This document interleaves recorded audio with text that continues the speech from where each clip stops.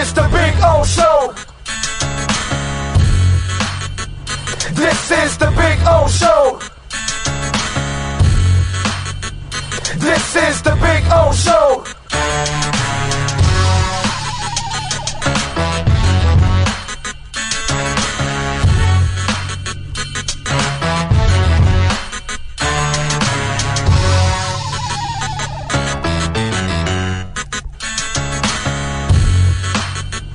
This is the Big O Show. This is the Big O Show.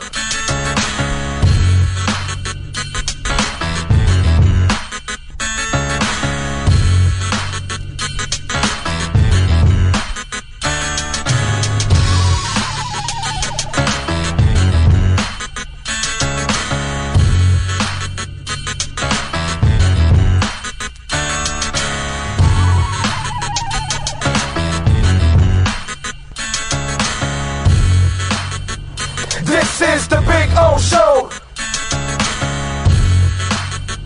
This is the Big O Show. This is the Big O Show. This is Welton Rayom has more than 62 years of litigation experience handling insurance disputes. They're committed to resolving even the toughest insurance claims quickly. Call them for a free consultation. 954-966-4646. At Welton Rayom, they don't get paid unless you win. Property damage claims to your home, business, or condo as a result of a hurricane. Welton Rayom can help. Water, mold, fire, smoke damage, Welton Rayom can help. Call 954-966-4646.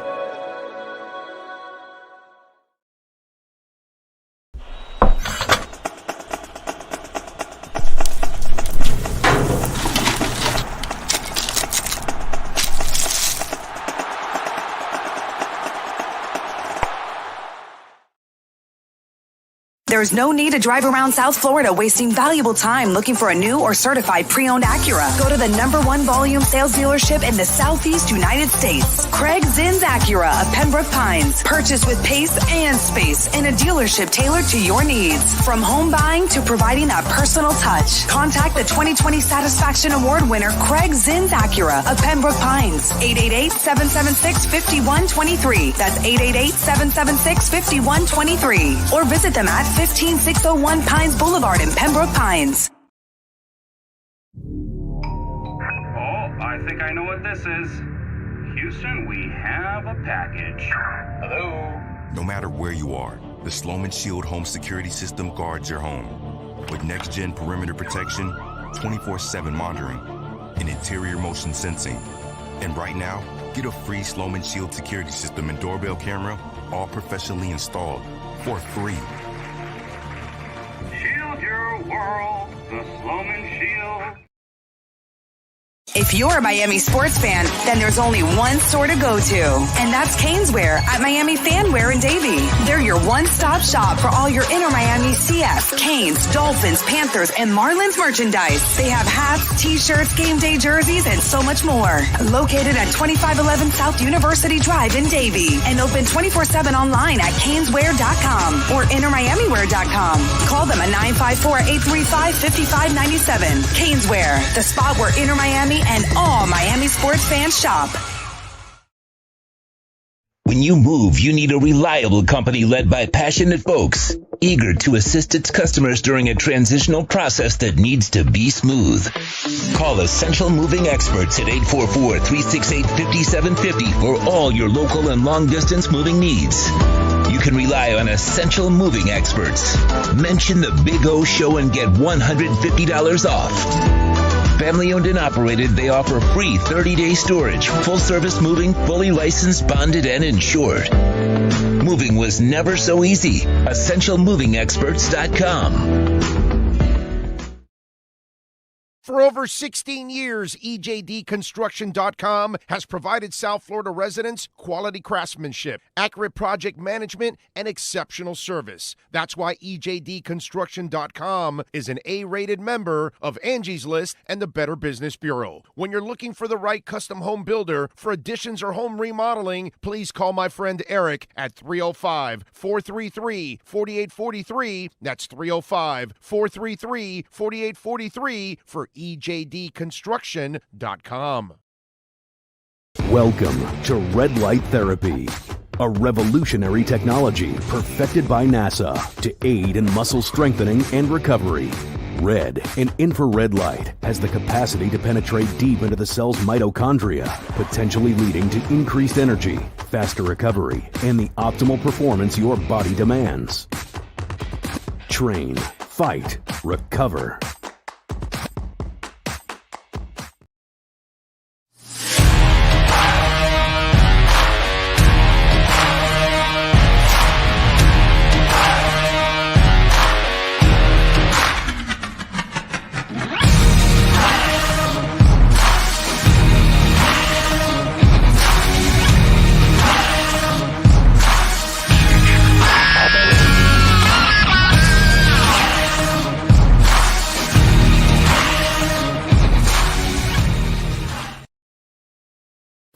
Statements or beliefs expressed on the following program by the host, guests, or callers are not necessarily the opinions of FantasyAccess.com, Media Group Inc. ownership, management, sponsors, or website.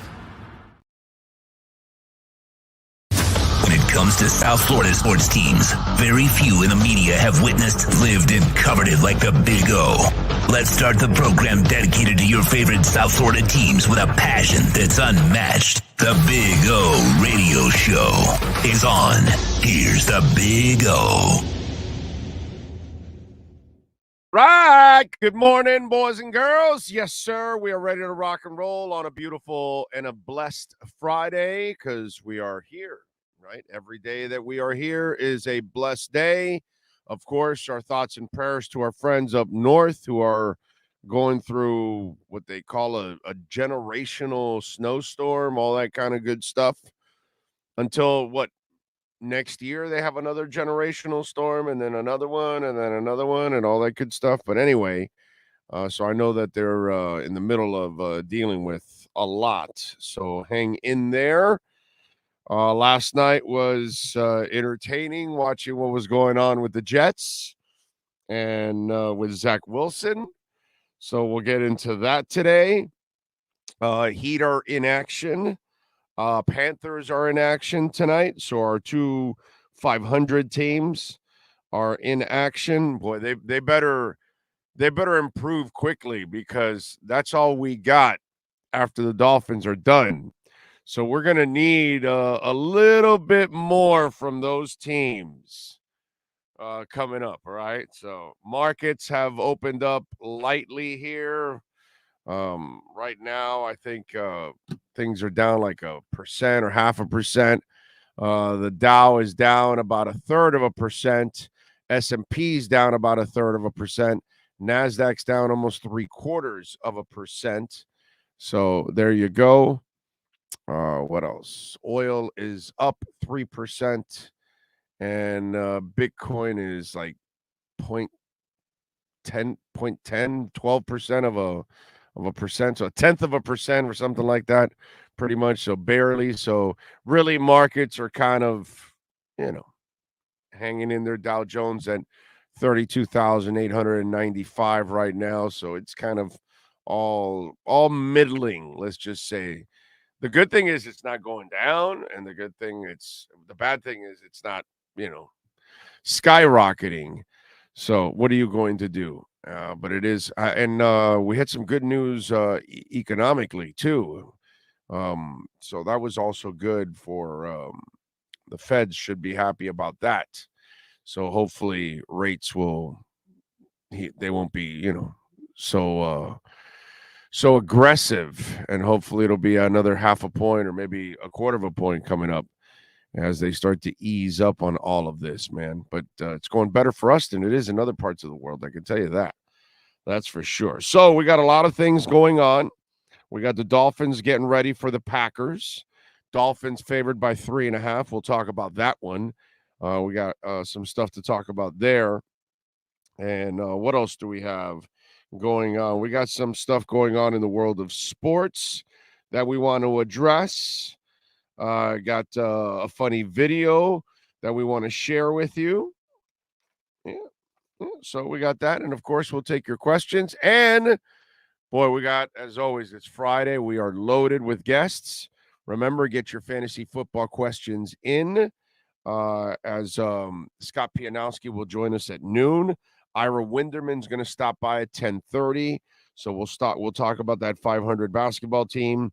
Manny Navarro will join us at 11. Manny's been very busy as the Canes had a great recruiting class, apparently, whatever. I don't know. None of that means anything to me, as you all know, until they take the field. It's up to, look, I trust Mario. That's all I give a shit about. I trust Mario. I feel bad because, unfortunately, he owns probably the worst season I've ever seen from the Miami Hurricanes. His staff did not do a good job with the talent that they had and they inherited. That I can't, just because I like somebody and just because I root for them or I believe in them, I'm still not going to, I'm not going to stay away from being objective. Okay. And I can't say that I was impressed with Mario and his staff this year. Sorry. I'd love to say I was impressed, but to me, it's one of those where, we're good. I know he needs to get his guys in there, and you're going to need more mentally tough people because the Canes have been very weak mentally for a long time now. And this is the kind of team that when they have one loss, it catapults and it just becomes more and more losses because they've been a mentally weak team. And Mario's old school. So he's going to try to find hard-nosed kids that can handle tough coaching, that can handle tough moments. And I think that that's what he's searching for right now. And clearly he's trying to push out the softies. And that's what the University of Miami football program has been loaded with softies now for 2 decades. That's the reason why they don't get anywhere. Plus, the coaching hasn't been good enough and the recruiting. So you've got to bring the recruiting and the coaching up, and you've got to find the right kids. So we're going to find out if Mario and his staff and these kids are the right combinations over the next year or two, because that's what's going to be the ultimate indictment. 2 years from now, we're all going to sit back and say, okay, we've gone through 3 years of Mario Cristobal. Where are you? And then that's when you're going to be able to assess, okay, he's had time to turn over the roster, get his players. By the time you finish your 3rd year, you have a lot of your own players because you've weeded out most of them. This isn't like the old days that it takes you 4 to 5 years because you can't get rid of people. You can get rid of people a lot faster nowadays because the transfer portal, those kids want to leave as fast as you want to get rid of them. Okay, they're not sticking around just for the scholarship. They literally want to play. So they'll leave. They'll go to another school, a lesser school, whatever, as long as they get to play. That's the way it's done. So he had a great recruiting class, and that's the first step, I guess. But really, the ones that count are the ones that are going to come up now. It's now you've got to develop them, and you've got to get the results. That's kind of the 3-pronged process of it. Okay, you right now supposedly got a whole bunch of really good players. Okay, so now you've got to turn those really good players into exceptional college football players so you can go challenge Alabama and Georgia and all these other teams for a national title. That's it. But it's just a matter of us all sitting back and waiting for this whole process to take place. And hopefully next year we start seeing, serious improvement overall from the Miami Hurricanes and from the coaching staff. Very important that we get improvement from the coaching staff. Okay, because I'm sorry, they did a shit job this year. So they don't get a break from me in that sense. I'm not going to hand them just because I like Mario and I'm rooting for him and I believe in them. I'm not giving them the break. They were terrible this year. Okay, but hey, we all have our bad moments. We all don't do the job that we wanted to do. There's a whole bunch of us that are trying hard, and sometimes it just doesn't work out for us. And I've dealt with that. You've dealt with that. We've all dealt with that. And that's basically what happened with Mario. They did not assess this situation well, and they did not handle it the right way because they could not maximize what they had. Because there's no way you're going to tell me that you couldn't have done better with the current guys that you had. You should have done better than what you did. So strike one right now for Mario and his staff. This season is a strike on them. There's no feeling good or that you overachieved and that you did a great job. No. He gets a strike one now. Unfortunately, that's just the way it goes. But we'll find out 2 more years from now. We'll have a better feel for Mario Cristobal and his staff, and if they can, take this program to where you guys have been spoiled. Well, not you guys, because there's a generation here that has not been spoiled at all. They have no idea. But the older fans that have been spoiled with the Canes.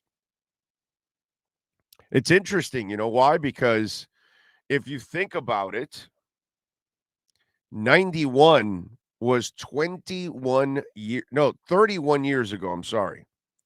Right? Yeah, 31 years ago. So technically, those of you that lived 2001, you're not spoiled shit.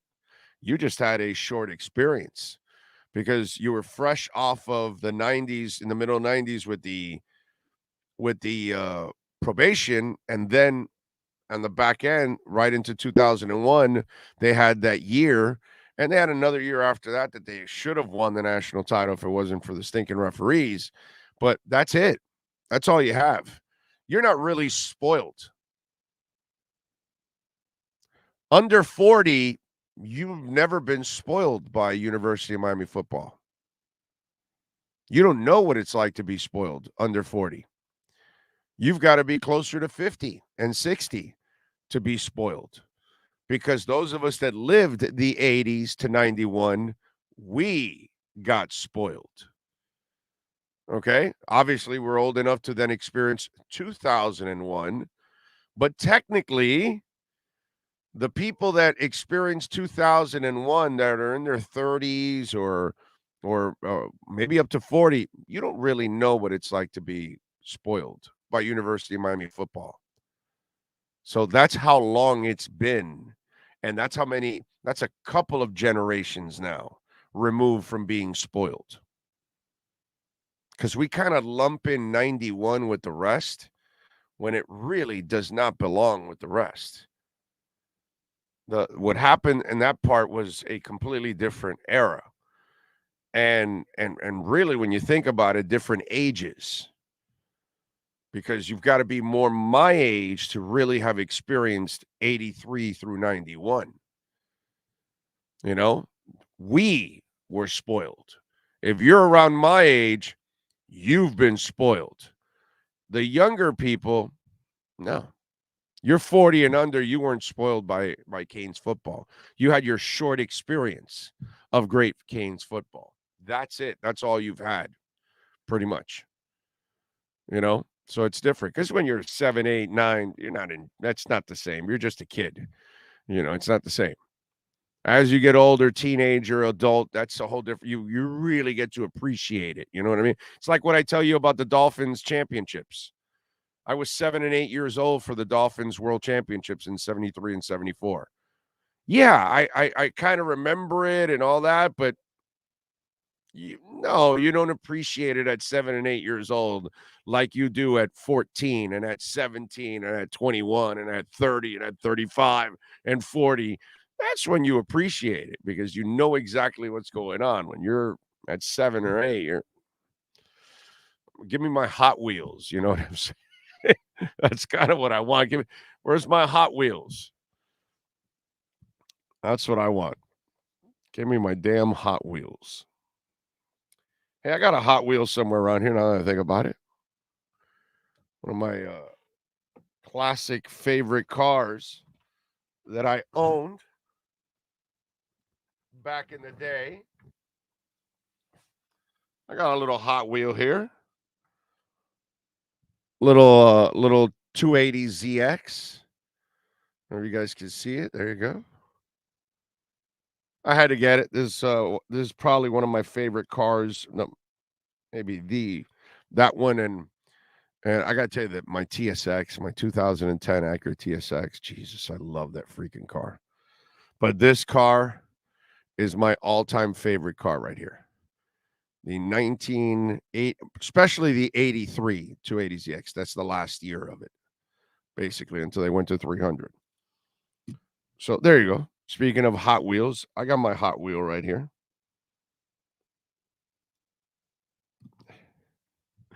Anyway, so let's see if we can get spoiled again. Would be nice if Mario Cristobal can spoil us with some serious talent and a serious program. That would be really, really good. I think he will. I believe in Mario. It's just, again, you got to have patience. You know, I and some of you, we stuck through Tua. And we had all the idiots of, oh, he can't play this, that. And now most of them are shut up. You've got still some that aren't there in the believing category, and that's fine, whatever. But most of them are, being casted aside and over. But those of us that believed, it takes some time, right? You got to give it some time to get there. And we don't live in a world of patience. Crypto, obviously, with the way the markets are going and everything that's going on right now, and you've lost, a lot of value in your Amazon stock or Tesla stock or Bitcoin or Ethereum or whatever. And it's one of those where you got to show some patience, because right now you're in a valley, and that's how the markets are. You'll go in your valleys, but you got to stick through it, and then you'll have your peaks, and it always bounces back, and we always figure it out and get back on track again, right? But you got to have the patience to kind of hang in there. You know what I mean? That's just the way it is. And we don't have that kind of society. People don't have the time, and they don't have the patience. Now, the worst part, forget about, the markets. That example doesn't fly for this one. But because the markets haven't been struggling for 20 years. The Canes and the Dolphins have. So you don't have time to wait for a quarterback to develop. So when they tell you got to give them time, or they tell you that the coaching's not good enough, or look at what Mac Jones is going through. Do you think Mac Jones isn't struggling also because he's got shitty coaching? Look at Trevor Lawrence last night. I mean, it's not like he put up great numbers, but he's played a lot better this year than he did last year. And why? Because he's got better coaching. That happens. But we've got to be patient. And it's hard to ask a Dolphins fan or a Canes fan to be patient after they've watched the last 20 years. It's been longer for the Dolphin fans than the Canes fan. But still, it's hard for them to have patience. And you got to have patience. You got to stick through it. And with Mario, we've got to give him time. As bad as this year was, and I'm not giving him any breaks, it's just one of those things that we've got to give the man some realistic time to figure things out. So we got him coming up at 11. We got Joe Shad at 11:30. So we'll get into some hijinks. Scott Pianowski, as I told you, at noon. So you can start sending in your fantasy football questions. Also, Cameron Wolf will stop by at 12:30. So we've got an absolutely loaded show. Remember, you can make a donation through Cash App or Venmo at Cash Big O Show. That is Cash Big O Show at Cash App or Venmo. Always appreciate it. And let me see what we got here. Mike Lehman, thank you, sir, for a little love on Venmo. He says, Merry Christmas. Thank you, Mike. Merry Christmas to you, my friend. Hope you have a fantastic holiday, and I hope you're safe out there throughout the holiday season, and enjoy the family, my brother. Appreciate you on behalf of Sean and myself. Thank you very much. And you can do the same thing through Cash App or Venmo. That is Cash Big O Show. That's Cash Big O Show. True Fin Fan chimes in. Thank you, True Fin Fan, as always on the super chat. He says, my first car was an 83 280ZX Turbo Black, tan interior with T-tops. That inline six was a beast, much better than the 85 300ZX Turbo. Oh, yeah. Because they went back to a V. That wasn't an inline. I truly feel Datsun / Nissan eliminated. I've talked about this before. They eliminated that engine because it was too good. It was too good, bro. Too freaking good. It was hard to kill that engine. That engine would live forever, that inline six. Man, that is a great, great car. Love that car. Love that car. If I would ever hit it big again, well, not big again. If I would ever hit it big, period, and let's say whatever, hit the lottery or whatever, I would buy myself the most well taken care 83 280ZX just to, have it and cruise it around every once in a while, something like that. I would love to do something like that. That would be just absolutely phenomenal. Love that car, man. Love that car. Always have, always will. Michael Lehman says, buy. That's the kind of market it is. Exactly. We're rock bottom right now, pretty much. Stock market, crypto. Although I think there might be a little more room for a dip in crypto, only because there's a couple of more companies that are having financial issues. And if they have to sell some of their assets, that will lower, just like watching what's it called? Elon Musk. He sold several billion dollars of Tesla stock, and that shit has plummeted down to, I think it was 129 right now or something like that, which to me, that is awesome. I'm not a stock guy, but I follow it enough to know that I would definitely. It's at 100, dude. It's down already 2.5% this early in the morning, and it's down to $123. It was at 129 yesterday. I mean, Tesla stock, dude. Holy moly. Wow. That's bad, dude. That is bad.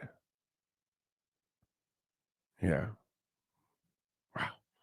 122. So it just gets better and better to buy it because, well, the other thing I read is because of his behavior on Twitter, there are customers that are canceling their orders on Tesla. And so now Tesla is slashing prices. So that's also, I think that's another thing that's happening behind the scenes. He also said he needed money, and he also warned his Tesla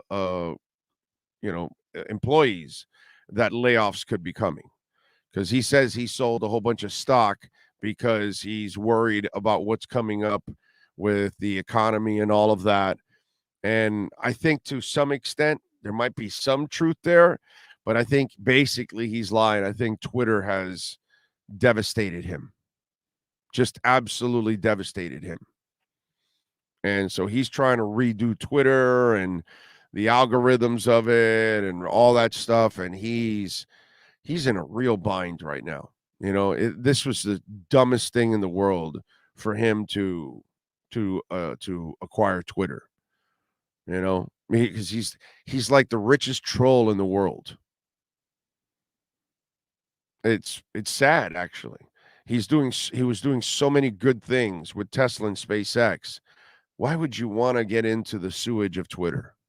And then I get running it, but then you become its biggest troll.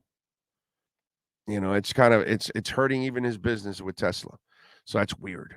That's like an odd situation that's going on with Elon. Anyway, Dougie Fresh says, "Oh, I declare that the Kinks' Father Christmas is the best Xmas song ever. will beat you up if you don't hand it over. Are we gonna really gonna are we ever we're gonna knock out Run DMC? Right? We can't, right? Right? Hollis, what's it? Christmas in Hollistown, or what is it? That is the best Christmas song ever. Okay. There is no better Christmas song than Run DMC's. What is it? What is it titled? Christmas Holland, Hollis Christmas, whatever. We can't play it because, of course, we're going to get tagged because we're on YouTube, so we can't do that. Big O, am I doing a show on Christmas Day? Well, we're doing a pre and post game show. Yeah, yeah, dude. No, we'll be here for you guys. We're rock solid here, man.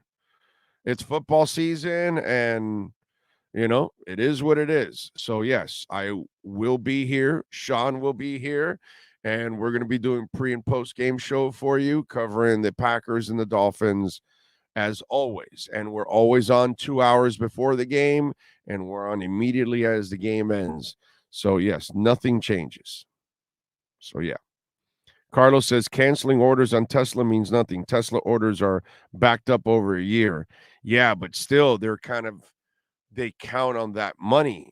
That's kind of part of what you're expecting to come in, projected sales and things like that. So if your projected sales start to diminish and start to go down, then you have to then cut production, and then you're cutting your future forecast and all that kind of stuff. So Carlos, you remember these companies are planning 6 months, a year ahead of time. They have to be ahead on the curve on what's going on, what the supply chain is, what you're producing, what you're selling, all those kind of things. But then if all of a sudden sales start to decline and people start to, cancel, it starts to reshape your business and in the future, because it's affecting your future price. You know what I'm saying? They work differently, bro. They don't live like day to day, week to week like you and I do. They live forecasting ahead of time. So it's very important what's going on. And I'm sure, I don't know if he just has, yes men all over him, but I would wonder that some of the people at Tesla are like, Elon, your actions on Twitter are affecting us here. And so then, whatever. I don't know. It's a weird dynamic, to be quite honest. I hate to say it, but it's almost like a lot of his politics kind of go against what probably is more of it. It's polar opposite of his average client, in other words. And that's the weird, that's the weird dynamics of what's going on. And so because of his politics, he's probably affecting his sales, because the people that he normally sells to may not be agreeing with a lot of his politics. And that may be affecting his sales. If we're going to be honest, if we're really going to see through the trees, okay?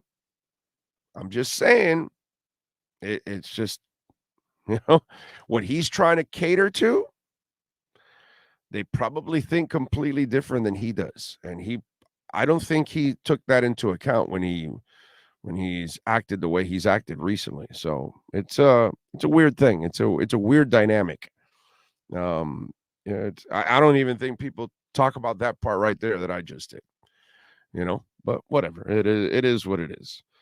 Will Zach Wilson play another down for the Jets? Well, they said he wasn't, right? And he did play now. Here, let's talk about the whole Zach Wilson thing, okay? Enough with the economy and stuff. So the Zach Wilson thing, I'm watching that last night. And you got to remember this, okay? We're talking about a guy that people thought was better than Tua. Okay? I mean, when at the beginning of this year, people had Tua as the fourth best quarterback in the AFC East, they had Mac Jones and Zach Wilson ahead of Tua. Obviously, Josh Allen is number one. He's still number one. Okay? Nobody's going to argue that. You argue that, you're an idiot. But I'd love for Tua to be number one in the East and in the NFL. But right now, Josh Allen has earned that crown by miles and miles and miles. But remember, this is the guy that people had ahead of Tua. And then you watch him last night, and as I've said before, and I've said it many times, even when he was getting drafted, and that's why I never bought Zach Wilson, you had too many idiots that fell in love with his workout. And that's why I tweeted out yesterday, this is what happens to you when you fall in love with a QB workout versus the air. And everybody was talking about that throw that he was going one way and threw it across his body and all that stuff. And it was a beautiful pass and all that, but it was nothing. It's in practice. There's no pressure. There's no DBs. There's no defensive end barreling down on you. You don't have 70,000 people screaming, booing, whatever it is for you. Now it's a whole different ballgame. And he's in New York, which is the ultimate fishbowl that there is in the world. I mean, I've always said this throughout my entire life of covering sports. You can be great in Miami and in Tampa and in Kansas City, and you can be great but that doesn't mean that you can be great in New York. You got to be a whole different dude or woman to play in New York, because your downs are going to be what's going on in crypto and what's going on with Tesla now is nothing compared to the downs that you're going to feel in New York when you don't perform well. And you've got to be mentally strong and tough enough to kind of get through all that. And for Zach, you saw the boos. Dude, Zach Wilson is the fourth best quarterback on his own team. Not the AFC East, his own team. Strebler, Flacco, and White are ahead of this guy already. And they had this guy ahead of Tua, which is so ridiculous because if you watch, Tua actually did a good job considering the terrible situation he was in for 2 years. He actually did better than the terrible situation that Trevor Lawrence was in last year with stanky fingers. He's doing a better job than Mac Jones is doing right now with the Matt Patricia, who's got a bird's nest on his face. But nobody looks at it that way. Tua won more than he lost, threw more touchdowns than interceptions, all that stuff. But I'm the first guy to tell you for the last 2 years, hey, he just doesn't have enough coaching, doesn't have enough talent. Now he does. And I'm the first guy to tell you, poor Trevor Lawrence last year. He's got stanky fingers. Look at him now. He's playing a little better. And I'm the first guy to tell you, I don't think Mac Jones is better than Tua, but I think that Mac Jones is not getting the best coaching possible right now. And that's not his fault. And that happens. But with Zach, I like this coach. I think they've got a pretty good staff. That kid's got to do his part. And brother, in New York, if you can't do your part, oh my God, it's going to eat you up alive. I don't care who you are. They can raise you to and put you on a pedestal that nobody could ever put you on, because if you play well in that market, you're going to get more love than anywhere else. But when you don't play well and you don't live up to it, oh my God, they're going to bury you. And they're going to bury you deep. And Zach Wilson now, I don't know, but I hope he's got a mid-30s honey to keep him, feeling better or something. He's going to need a lot of MILF love, because that kid right now is in a really, really dark place. All right, let's switch gears. Let's talk a little basketball. Let's go with Ira Winderman and our Acura of Pembroke Pines Miami Heat and NBA report. Keep fans. Time for the best insight of your favorite team with insider Ira Winderman, exclusively on the Big O Radio Show. It's the Acura of Pembroke Pines, Miami Heat and NBA report. Here's Ira Winderman. All right, there he is. Ain't it true, Ira, by the way? Good morning, sir. But playing in New York? Oh, buddy. You got to be wired really special to play in New York. I mean, what you saw last night in that game, the guy had no offensive line, no running game, no receivers, everyone injured, and he was getting destroyed. It was sad. It was cruel, but you know what? It was also freaking freezing. There was a cold rain. Why anyone would want to be out there at the Meadowlands anyway, sitting through that. So everyone was miserable. Big O, as I watched that game, the one takeaway I had was this. How in the hell have the Jets won 7 games? That's crazy. Oh, they played a lot of backup quarterbacks. Their defense is good, Ira. It's very good. They have a really good defense. Quinnen Williams has played absolutely out of his mind this year. So they have lived off of that. And they've got some weapons. When they lost Breece Hall, I think is the kid's name. I mean, he is special. They got somebody. No, I know that, and they had a good start. But when you watched them last night, that was like an oh my god team. That was probably the worst team in the NFL at that moment. And there's some pretty damn bad teams in the NFL right now. It's really interesting. Both New York teams had great starts. And both are falling off a cliff. I know the Giants held on with their pass interference on Sunday night, but it's like basically the football season ended midway through, and now they're New York Mets season in New York. They're frauds. The Giants are frauds. The Jets, it was situational stuff that happened to them that gave them those breaks. Overall, they don't have the quarterback right now. Obviously, they've got 4 guys right now, and they don't have any answer. At quarterback, but man, they've got a couple. They've done a pretty good job of drafting and finding some guys. They got a hell of a defense. I think Robert Salah, man, I like the way he's wired. Like yes. Yeah. I like him a lot. I like his motivation. I think he's a tough dude. But I also think the best Jets quarterback of the Meadowlands last night was Ryan Fitzpatrick, and he was on the Amazon Prime broadcast team. But that sort of sums that up. Yeah. It's the Strevler kid, like. You root for somebody like that because that's that blue collar guy that barely hangs on to roster spots and probably practices his ass off and does everything right. And then he's out there and he's just trying to, make some stuff happen. And you got to respect him, man. You know what? The guy won a Grey Cup with the Winnipeg Blue Bombers. So he already had his moment in the sun or in the snow anyway. Yeah, exactly. And he was playing in his elements. Like, guys, this is nothing. Right. Yes. You come up to Winnipeg and we'll show you what winter's like. Yeah. Yeah, exactly. Yeah, that's right. Don't they call it Winterpeg?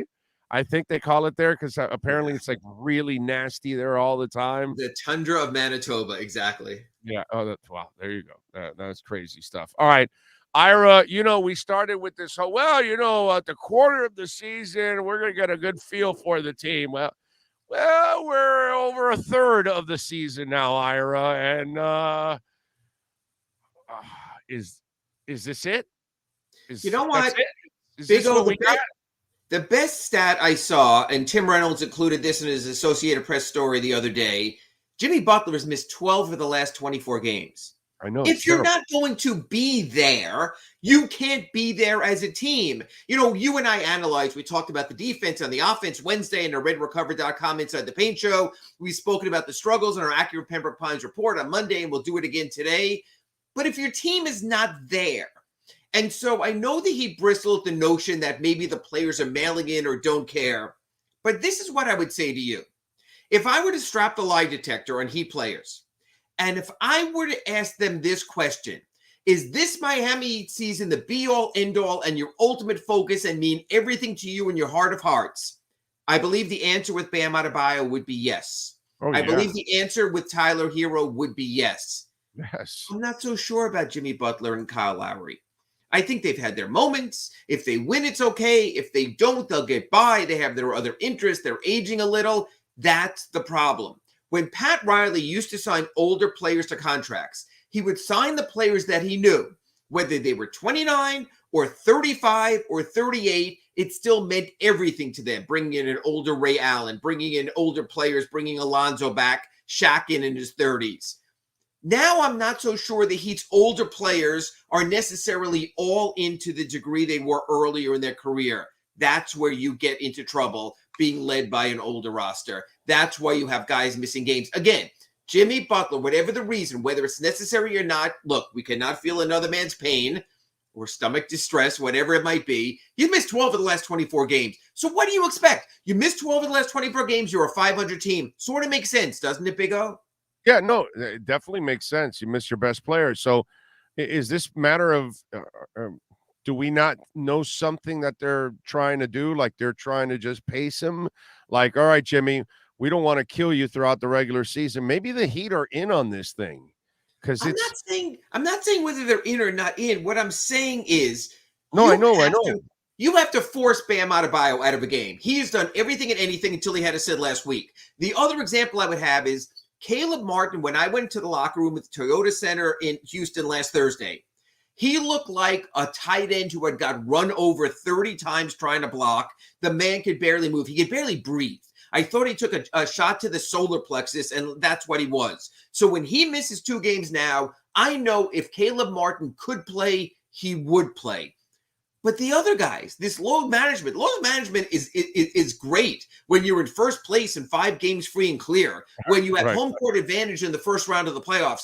Big O, I know we already did this with Kurt Heelan on the RedRecover.com Inside the Paint show, but I just want to review it again on today's accurate Pembroke Pines report. I think we all agree Boston, Milwaukee sort of league of their own or close to the top of the East. We're now looking at a Cleveland team that is right there with Milwaukee and Boston. And I know you're not a big believer, but if the Nets continue to play the way they are now, and I know you have your doubts about their defense, but the way the Nets are playing now with Durant and Irving, they look like a top 4 team also. We know the Sixers with Joel Embiid, on any given night, he's going to be the best player on the court. So they can make an argument that's a top 5 right there. Well, all of a sudden, the Heat are fighting for their life with the likes of the New York Knicks just to avoid the play-in. If you would have told me in October when we started the preseason or September in training camp, Ira, that he could be a playing team, I would have told you were nuts. If you were to ask me 2 days before Christmas, Ira, might the Heat be a playing team? Big O, that's how it's trending. They have to catch the Knicks. There are 5 teams free and clear. This is not good. And if you are pacing yourself now, Big O, what are you pacing yourself for? You're pacing yourself so you'll be ready for a 1-game win or lose, win or out play-in game? You don't pace yourself for that. You go to yourself, holy crap, get your ass on the court. We got to start playing. It's go time now. Okay, so that's what I was trying to ask you. Are they part of this thing? Are they trying to just save them? Because you see what's going on. You see the record you have. You see the standings. You're just making it even harder on yourself throughout all of this. So is this really that his body just can't hold up anymore? Is that what it is, that the wear and tear has caught up to him? Because I don't care about this stomach shit. You've missed a ton of games before the stomach stuff. Right. Has nothing to do with it. So how do we read into this? And my I'll God, you how you read into it. And on Wednesday. Season ticket holders have got to be pissed off about No, that. and I'll tell you how to read into it. And obviously, you can get some reaction on your chat board for later in your show. Is this: are the Miami Heat or are the Miami Heat players too arrogant? Oh, it'll be fine. We'll get it back together. We were the number 1 seed last year. Boston was below 500 last December. There's still time. That sort of rings to me of a bit of arrogance. So the question is, are the Heat players being too arrogant and thinking, oh, we'll be ready for later, we'll bring it together? Are the Miami Heat organizationally, by allowing for this rest, too arrogant? I'm going to give you the perfect example. We'll talk about this again Monday on our Accurate Pembroke Pines report. We'll talk about it on our RedRecover.com Inside the Paint on Wednesday. Next Friday and Saturday, the Heat play Friday night in Denver at altitude. They play Saturday against the Jazz, the more winnable game. A desperate team plays their players in both games because they've got to win, because the Clippers, the Lakers, and the Suns follow. A team that realizes limitations will only play their players in 1 game. And if it was me, I probably would hold everyone out of Denver because they're really freaking good and it's 5,000 freaking feet up there, and save them for the more winnable game against the Utah Jazz.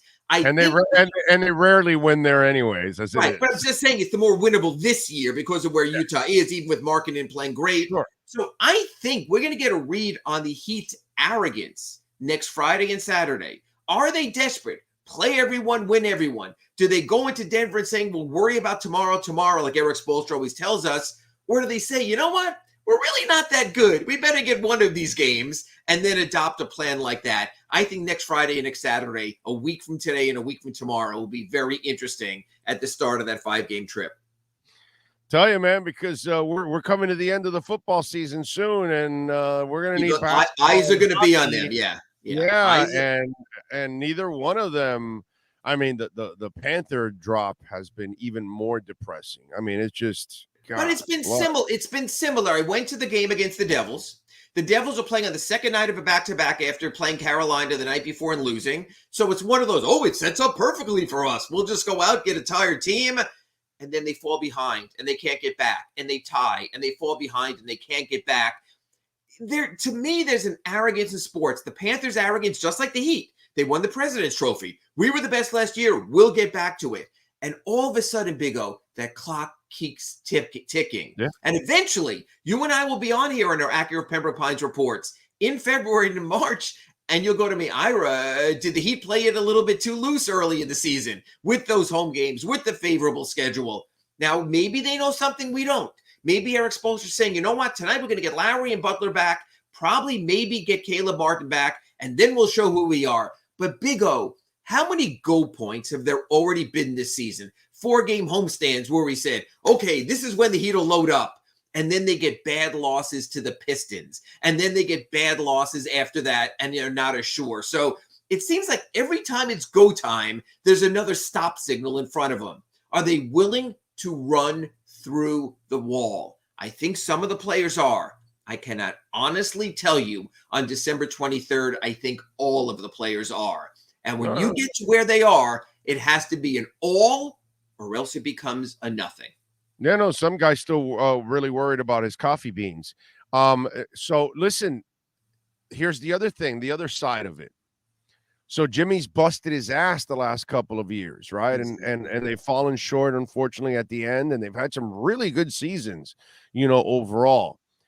And now he wanted his guy Lowry, and it didn't work out last year. And so far, it really isn't working out that much this year either. It actually worked out last year during the regular season. Then he got injured. If we were to take last year through March, and then, again, you're older, you get injury, his first soft tissue injury. I get all of that. My take on Jimmy Butler is, might he be an every other season player? In other words, he played to the last breath in the bubble. You would agree. Remember when he was leaning over the side against the Celtics? The man was near death. And then they have the season when they finish sixth, then they get swept out of the Bucks. Then he comes back. He's one shot, maybe a little arrogant, but one shot within getting to the NBA Finals. And now he comes back and he's missed 12 of the last 24. Maybe that's what you get, Big O, at 33, 32 years old. You get an every other season player. But the Heat keep telling us we're not an every other season team. That's what it's looking like. It looks like right now the best case scenario for the Heat is the number 5 or 6 seed in the Eastern Conference. Or are the Heat dealing with two guys that are kind of set in their ways and they're kind of immovable objects? And if they feel like playing, they play. And if they don't feel like playing, they don't play. Because one of the things that at least this is what, you're going to have a better feel because you're around the team a lot more than I am.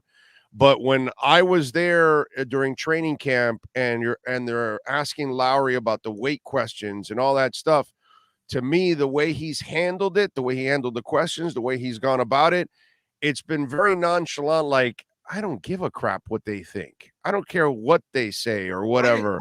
I'd agree with the I don't give a crap. I'd agree with the I don't give a crap what they think. I think he gives a crap, but in his own Kyle Lowry way. I do agree with that. I'm just saying, like, hey, I'm set in my ways. I'm going to do what I do, and I'll be fine. I've done this for, so many years. I don't need any help. I don't need anybody pushing and prodding me. He didn't say it that way, but he carried himself that way. And then Jimmy Butler has always been the guy that goes to the beat of his own drum. So I'm wondering, too, where the Heat are like, well, we really can't get into this fisticuffs with these guys. We can't get into shouting matches with these guys because it's not going to help. So we're kind of at their mercy almost. And so you got to kind of ride it. So I'm just wondering if this is one of those situations that, the Heat have less control than what you think over those top two stars. And I'm going to give you the perfect example. As a parent, whether it's like us as a parent or as a manager or someone like that, you know when and whose buttons you can push. You also know which you can't. I'm going to give you the example. Pat Riley was magnificent at pushing Dwayne Wade's buttons. He would challenge him to lose weight. He would challenge him to change the diet. He would challenge him to change the approach, and it worked. Pat Riley had the kind of relationship with Dwayne Wade, except for that one contract year where it worked. And we saw Dwayne move into every role and get it done. He didn't like being challenged by Pat. Dwayne Wade told us that. He voiced that, but it worked. I don't know if Pat Riley has that type of sway over Jimmy Butler and Kyle Lowry. And honestly, I don't think he does. Now, this comes at a time when Eric Spoelstra is a little bit more in control, having been in here for almost over a decade and a half. Pat Riley a little less in control. He's moving on. It's a different era. They're different players. But if Pat Riley doesn't have the type of sway with Jimmy and Kyle that he had with Dwayne, then all of a sudden the whole Heat philosophy and the approach sort of goes away.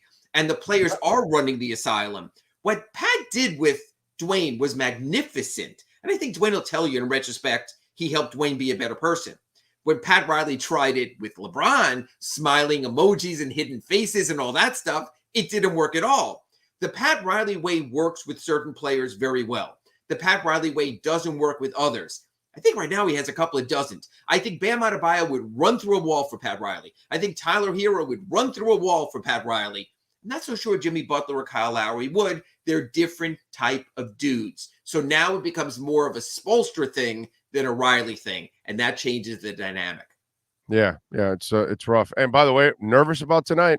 Nervous about every night. Nervous about every night. This Heat team never has me going to a game and going, oh my God, they're just going to kill them. They haven't shown that yet. They've lost to the Pistons. They've lost to bad teams at the bottom of the standings. There's no Heat game I go to and I'm going, this will be over by halftime. No, it'll be another clutch game because they all are. Hornets, they're injured. You still lose to them. It's just like, wow, it's crazy, dude. What's going on? The Hornets, they barely lost to. They lost to the Wizards in that game. They've lost to plenty of craptastic teams. Now, Sacramento was better than we thought when they lost to them. But, the bad losses are there. But I don't think you can give me one opponent, Big O, and say, hey, the Heat are playing Team X tonight. You got to feel great about it. No, if they're playing the Magic, I'd be worried also. Absolutely. Yes. Yeah. Well, I'm always worried about the Magic no matter what. But, right now I would definitely be very worried about the Magic. What are you expecting tonight against the Pacers? Two teams with the exact same record, 500, trying to get their footing, prove who they are. The last game, the Heat absolutely shut down Tyrese Halliburton. He's listed as questionable tonight. If he plays, he's a game changer. To me, it comes down to this. Who the F are you, Miami Heat? Do you give a crap? You could say something else. These are the games that show it. You can go into a 2-day Christmas break feeling good about yourself, or it could be the same old, where you say now you've got to get back to 500 against Minnesota on Monday. So to me, tonight against Indiana at the arena, call it whatever you want, is a who are you Miami Heat game. By the way, did you see that mess that not that he wanted to be a part of it, but Tyrese Halliburton, because what was this guy's name? Serbiak. Wally Serbiak called him out and said he's an all-star and a garbage player. And you know what? That's just what we've seen. It's everywhere. That's just bloviating for bloviating. Tyrese Halliburton is one of the great young players in the NBA. And you get caught up in the bravado saying how good the Knicks are and that Jalen Brunson's the best point guard since Mark Jackson in New York. And you get tangential and you wind up with that. Just like when Eddie House, our good friend, does Celtics games and he called the Magic absolute garbage, and then the Magic beat the Celtics again the next night. So you know what? Be careful what you wish. And I will say this, Big O. By the way, Halliburton is that guy bragging about himself and I should be a quiet, he's self-respecting and all that. So why is Serbiak saying that? It's like you got to say stuff. Because you got to say stuff, and because it shows some people are out of the loop. And also this year, it is so competitive. Everyone's 500, or in the West, every team's with a game and a half in first place. It's that competitive. I wouldn't get down on anyone because it could change in a heartbeat. It's crazy, man. I felt bad for Halliburton. It's like, no, man, I didn't ask to be in this. Like, he got done dirty. You're absolutely right, Big O. It's terrible. All right, follow him on Twitter at Ira Heatbeat, and please subscribe to the South Florida Sun Sentinels. Support Ira and all the terrific writers there at the Sun Sentinel. He does an excellent job of covering the Heat every single day. Ira, as always, thank you, my friend. Have a fantastic weekend. We'll catch up on Monday. Monday, another accurate Pembroke Pines report. Appreciate it. Thank you, Big O. Happy holidays, everyone. Thank you, sir. Happy holidays. There you go. The great Ira Winderman. I am nervous about tonight because I'm always nervous. He's right about every opponent now for the Miami Heat. And I'm really nervous because I don't know if I almost feel like those guys are controlling everything right now. And this is the result of what's going on. And look, this was Jimmy's call to bring in Lowry. And this is why management needs to be, management.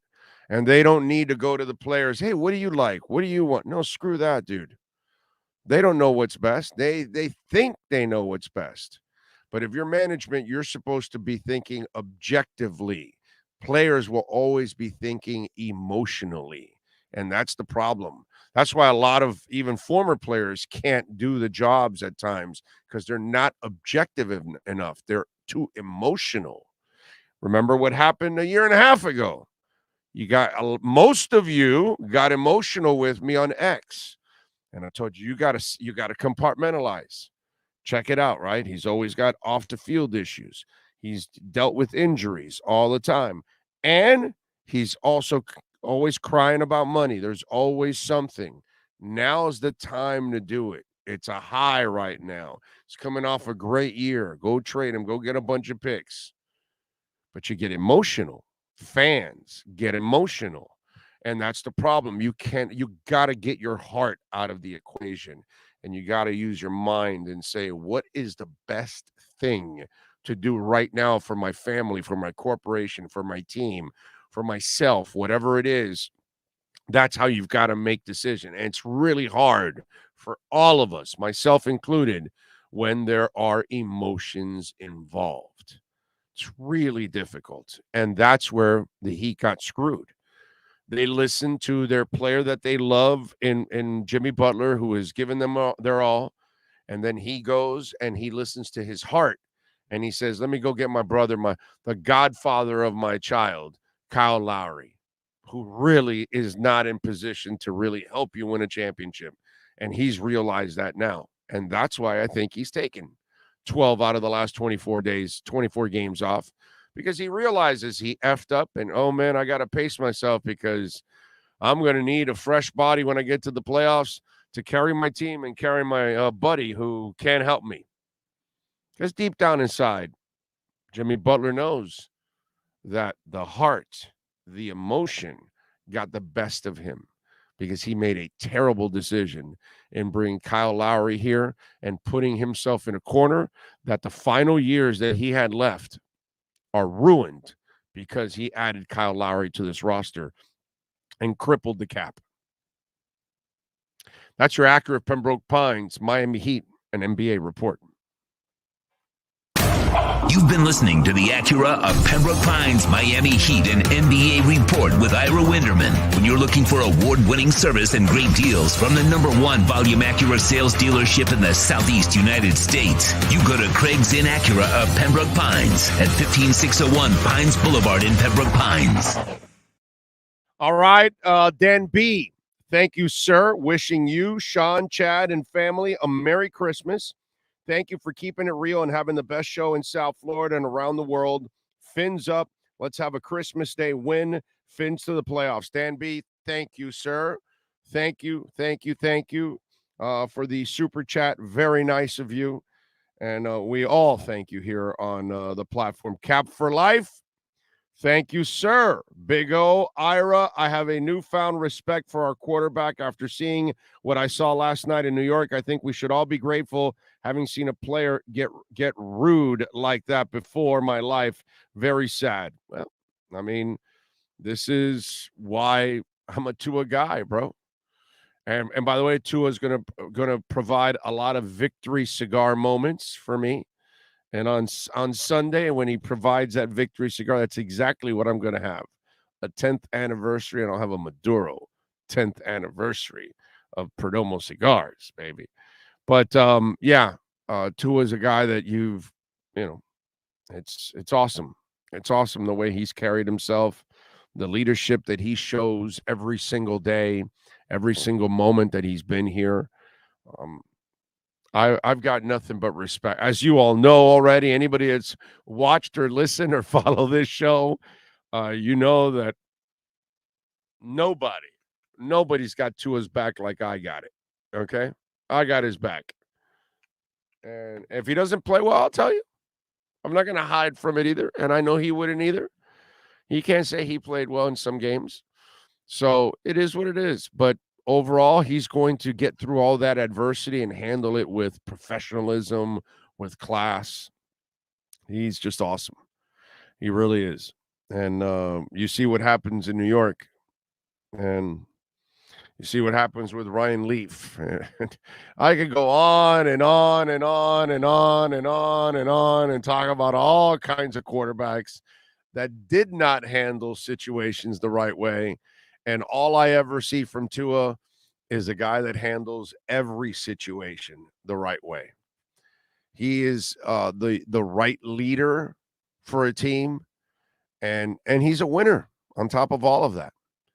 So there are some guys that have, terrific leadership qualities, like a Fitzpatrick, but he's really not going to be the winner you need on the field. Never was, never will be.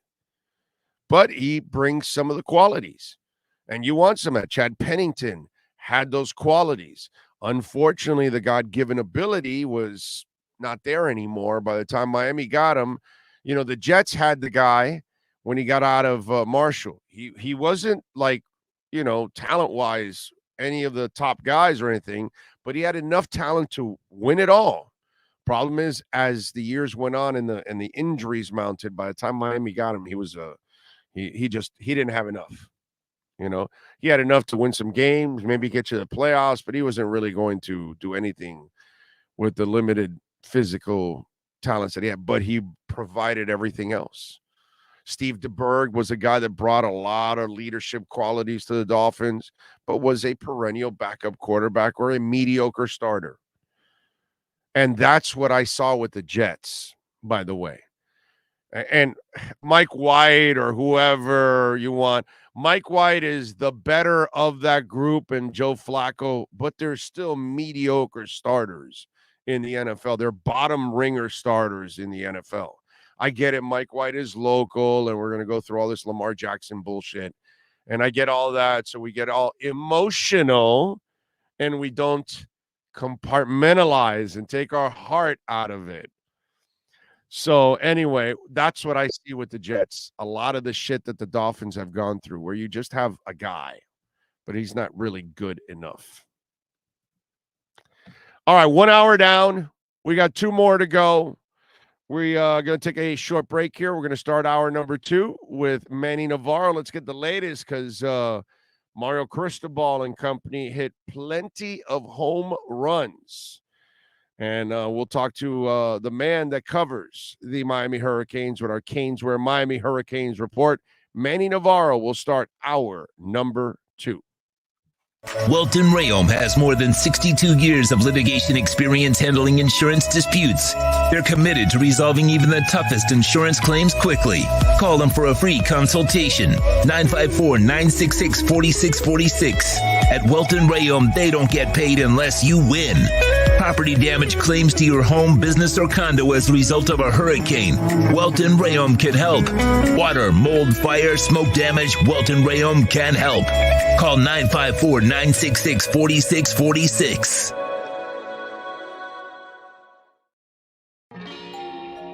Oh, great. You have a doorbell camera. Now you have a front row seat to your house getting robbed. They're breaking into my house! Ooh, there goes the TV. I'm sure it'll turn up at the pawn shop. No, not the TV! Just because you can see them, that doesn't mean you can stop them. With Slogans, you get 24-hour monitoring, a free home security system, and professional installation. Plus, free doorbell camera, one that'll actually work for you. Get out of my house! Get out of the house! Call 1-800-ALARM-ME. For over 16 years, EJDConstruction.com has provided South Florida residents quality craftsmanship, accurate project management, and exceptional service. That's why EJDConstruction.com is an A-rated member of Angie's List and the Better Business Bureau. When you're looking for the right custom home builder for additions or home remodeling, please call my friend Eric at 305-433-4843. That's 305-433-4843 for EJDConstruction.com.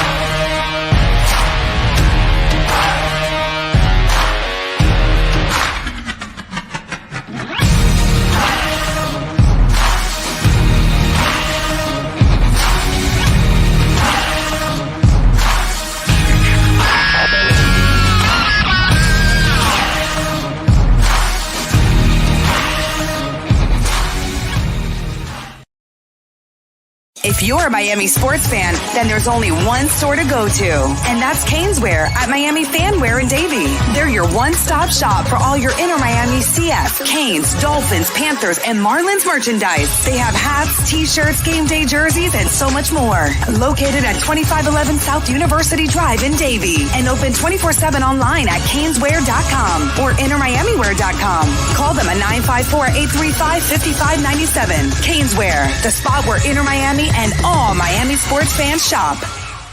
The viewpoint statements or beliefs expressed on the following program by the host, guests, or callers are not necessarily the opinions of FantasyAccess.com, Media Group Inc. ownership, management, sponsors, or website. Time for Canes fans to get what they want. Information, insight, and perspective. It's the Caneswear Miami Hurricanes Report with Manny Navarro, exclusively on the Big O Radio Show. Here's Big O and insider Manny Navarro. Yes, let's get into it. Manny, how you doing, baby? Doing good, Oh. How are you? I can't complain, man. I guess the Canes got themselves lots of gifts under the tree, huh? Is that what it looks like? They sure did. They got themselves a really good offensive line class. 6 guys, including a former starter, 2-year starter at Alabama through the transfer portal. 2 of the best offensive tackles in the country. So for Mario, where it always begins is the offensive line. So they really addressed needs there. I thought they got some really good defensive linemen. They got some excellent edge rushers. Ruben Bain is probably one of the best players to come out of Dade County in the last 10 years, and he's part of this class. They got some good linebackers. Francisco Mauigo, who's a starter, put up some really good analytics over at Washington State. Started 11 games, third leading tackler over there. Got him through the portal. So I think, up front, they got a lot of good pieces. I think they still need to get some cornerbacks. They're hoping Cormani McLean joins the class, the 5-star commitment from Lakeland. Different issues there with that story. But I think, all in all, Deion Sanders getting in the way there? Well, I think Deion Sanders and potentially other issues, I think, all of this NIL stuff, right? When you're the number 2 player in the country, you can you can ask for things, right? And hopefully receive them. And I think, I think initially he was hoping to enroll early. I don't think he has the test score to do that, from what I've heard from different people. So, can always wait to sign until February, right? And enroll in the summertime. I think, his allegiances stay with Miami. I think he wants to come to Miami. But, when you're the number 2 player in the country, you got a lot of people coming at you. It doesn't sound like he wants to come to Miami. Just sounds like he's using Miami as the best offer that Ruiz has put out there, and he's just hoping somebody else beats it. And so if Colorado or Hawaii beats it, he's off and running. He sounds to me like a mercenary, nothing else. Well, a lot of these guys are. I mean, let's face it. This is what we see in the NFL. What we see in the NFL every single year with free agency and the best players has always happened at the collegiate level, right? You always go to whoever's got the biggest paycheck for you, whatever the best situation is. Okay. And all right. But I don't want to hear that. Oh, he's got this love for Miami. He's got the love for the cash, bro. That's what Well, it you seems could to me. you could have both nowadays. I think I think for the kid, you ask him personality wise, who he gets along with, what coach he wants to play for. He wants to play for DeMarcus Van Dyke. That's his guy. But there's other factors, and these kids, I think they all want to cash in and make their money because you never know if you're going to get drafted or what happens to your career. I'm with you there. I get that. Now, Mario said they're not done, and you said now that they still got to get corners. And I know outside of McLean here, give me what else is any other names? What else are you hearing? What is Well, Mario talking about? Well, he mentioned specifically at the press conference defensive tackle and wide receiver, an outside wide receiver. They signed two really good slot guys out of the high school ranks. But I do know that they've been kicking the tires on some outside receivers. One of them is a guy who played for him at Oregon, a 6'5" receiver. I know that as far as the cornerback position, there's a kid out of the Big Ten whose name hasn't dropped yet on any websites or any recruiting sites that I know of, but that I'm not reporting for a reason because it's kind of going through the process now. But there's guys that they have that they're working on and guys that they're hoping enter the portal. And that's why I keep, I've told you many times, every time I come on the show, it's a slow drip. It depends on when these guys enter the portal, if they enter the portal, and then, what kind of NIL deals are worked out for them to come here. It's just the way business is done now in college football. So we will see what happens. But those are the three main positions in need. I sat there, I broke down the roster yesterday. I counted 82 guys on scholarship so far, counting the kicker and punter, the Aussie punter that they just picked up. So they've got 3 spaces. But here's what I'll tell you, and everybody else, don't worry about the scholarship numbers. They'll run off who they've got to run off to get to that 85 number and make sure that they get everything that they need. But I would say, looking at this roster right now, they need at least one more cornerback with starting experience. I think they're going to get him out of the Big Ten. I think they're going to get an outside receiver, preferably with experience.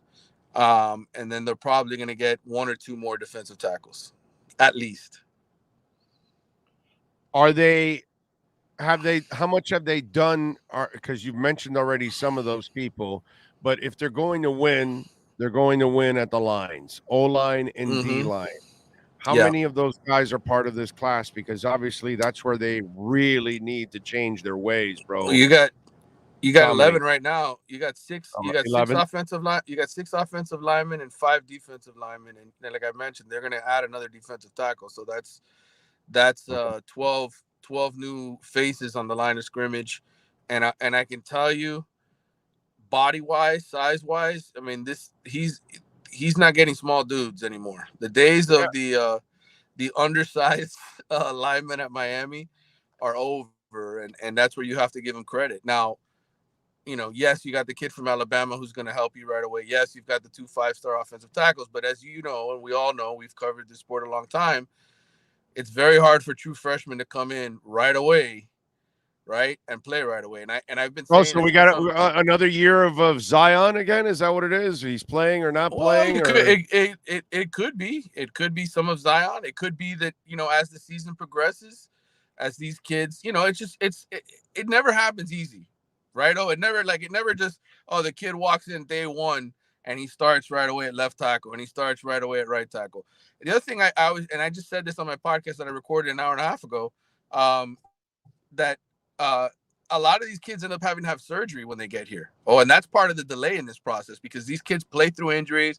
They don't get the medical care that they're supposed to need at the high school level, right? They tear things, and then when they come to Miami, they do these physicals, and they're like, yeah, guess what? You need to have shoulder surgery. Hey, guess what? Your ankle's screwed up. You need to have ankle surgery. So all of those things prevent the smooth, easy transition. And that's why sometimes guys don't play right away. Look what happened to Zion Nelson, right? Little minor surgery in July, right? Oh, he'll be back. He'll be back for the start. And what happens? He misses basically the whole year. So lingers. And that's why I tell people, we're going to win right away. This is the year. I'm like, no, I still don't think they're going to win this year, to be honest with you. I No, think this is all transition here, of course. yeah, this remains a trend. Listen, there's 20. They got rid of 28 guys off this roster. Okay, 28. It's a shitty team. It's a shitty team adding a whole bunch of young guys. How in the hell are they going to be good? It's like it's impossible. You got to give it. That's why I keep saying you got to wait till after year 3 to then assess. Okay, where you're at, because by the end of year 3, he's turned over pretty much 95% of that roster. With the transfer portal and all of that, you've gotten rid of it. You should have a feel by the end of year 3 that you're okay. Yeah, you're headed in the right direction. You're good. And I would say this, so like maybe the end of year 2 really is when you want to start to see it, because those freshmen that have gone through camp, if the majority of those guys, Mario said there's going to be 20 guys, potentially 20 new guys in here for spring. Okay. If all of them are healthy and all of them are practicing, that's 20 new bodies you didn't have, right? Okay. Well, let's say 15 of them or 16 of them are freshmen. You hope that by the end of the year, those freshmen are in your 2 deep and playing. Yeah. Because that'll tell you. If there's only 4 or 5 of them playing, but many you really won't find out about those freshmen until they play an entire year in year 3. Oh yeah. Right, exactly. And then by year 3, I think is when you have everybody knows the systems. Right. You should have enough depth, because by the end of year 3, you've got 2 classes behind that as depth or starters and all that.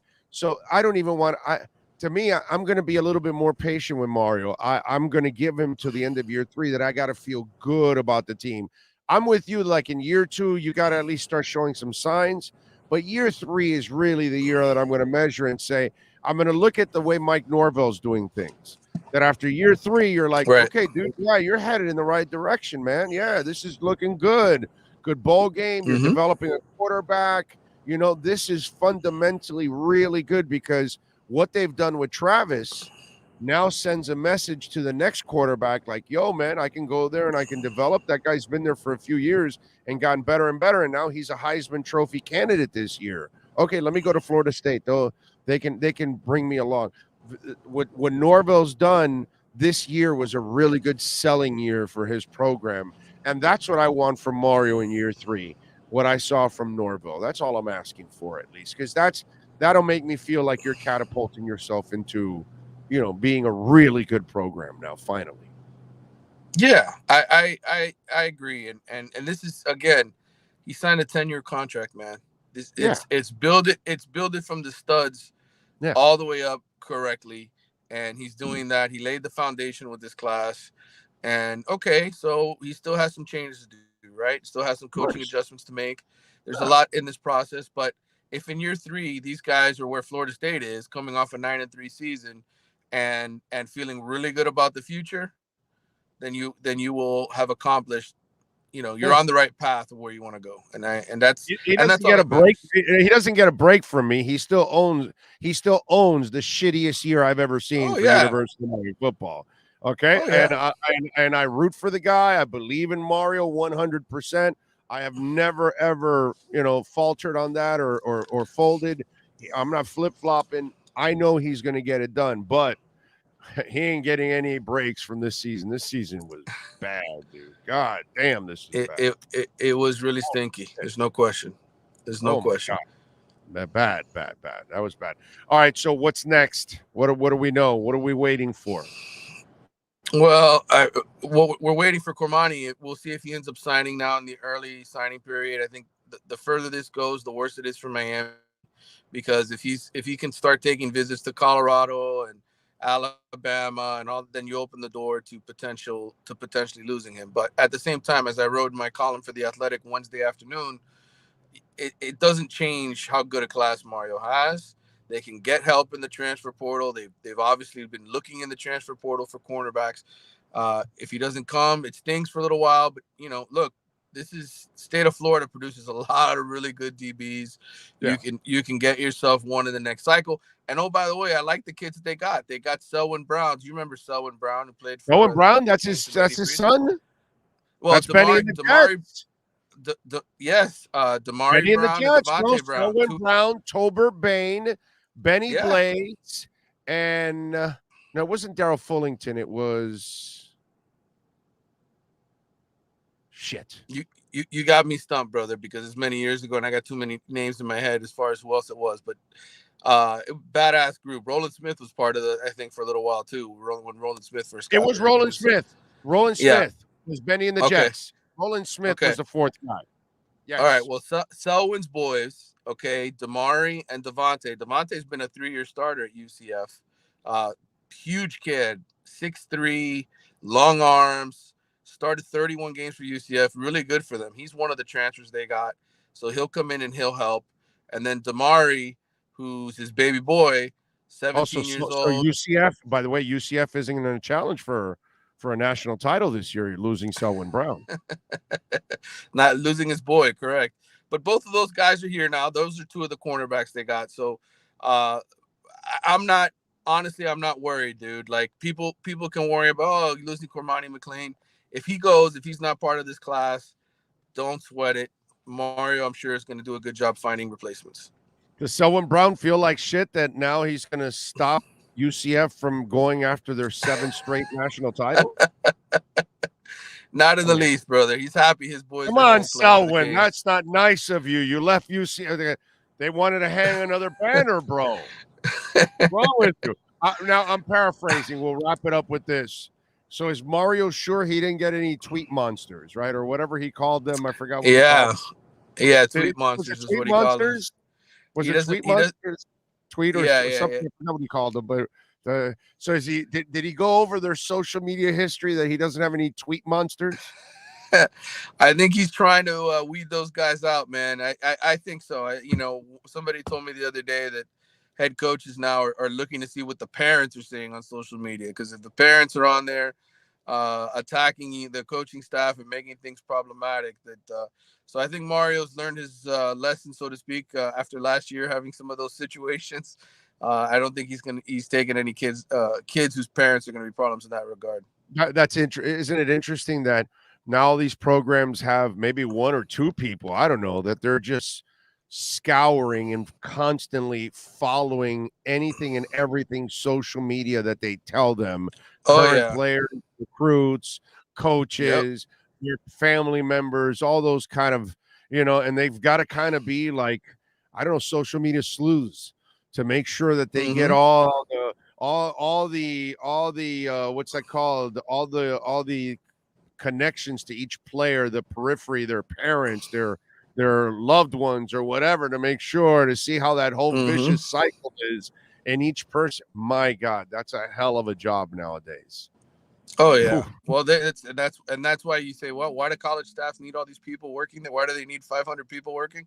There's your answer right there. Even one person could not keep up with everything on that. I bet you there's more than one person in that social media department that does all the game stuff. There's no way one person could keep up with 85 kids, right? It's 85, 90 kids, whatever. And then coaches and then all the other things that go around in the periphery of all of that. Oh my God. Of course. Oh. It's too much. Mario's a maniac. I mean, imagine the head coaches who don't give a crap like Mario does. There's a lot of those guys. Mario's a maniac. And those people that are doing that, they're carrying like all kinds of burner accounts to kind of keep up with all those kind of things.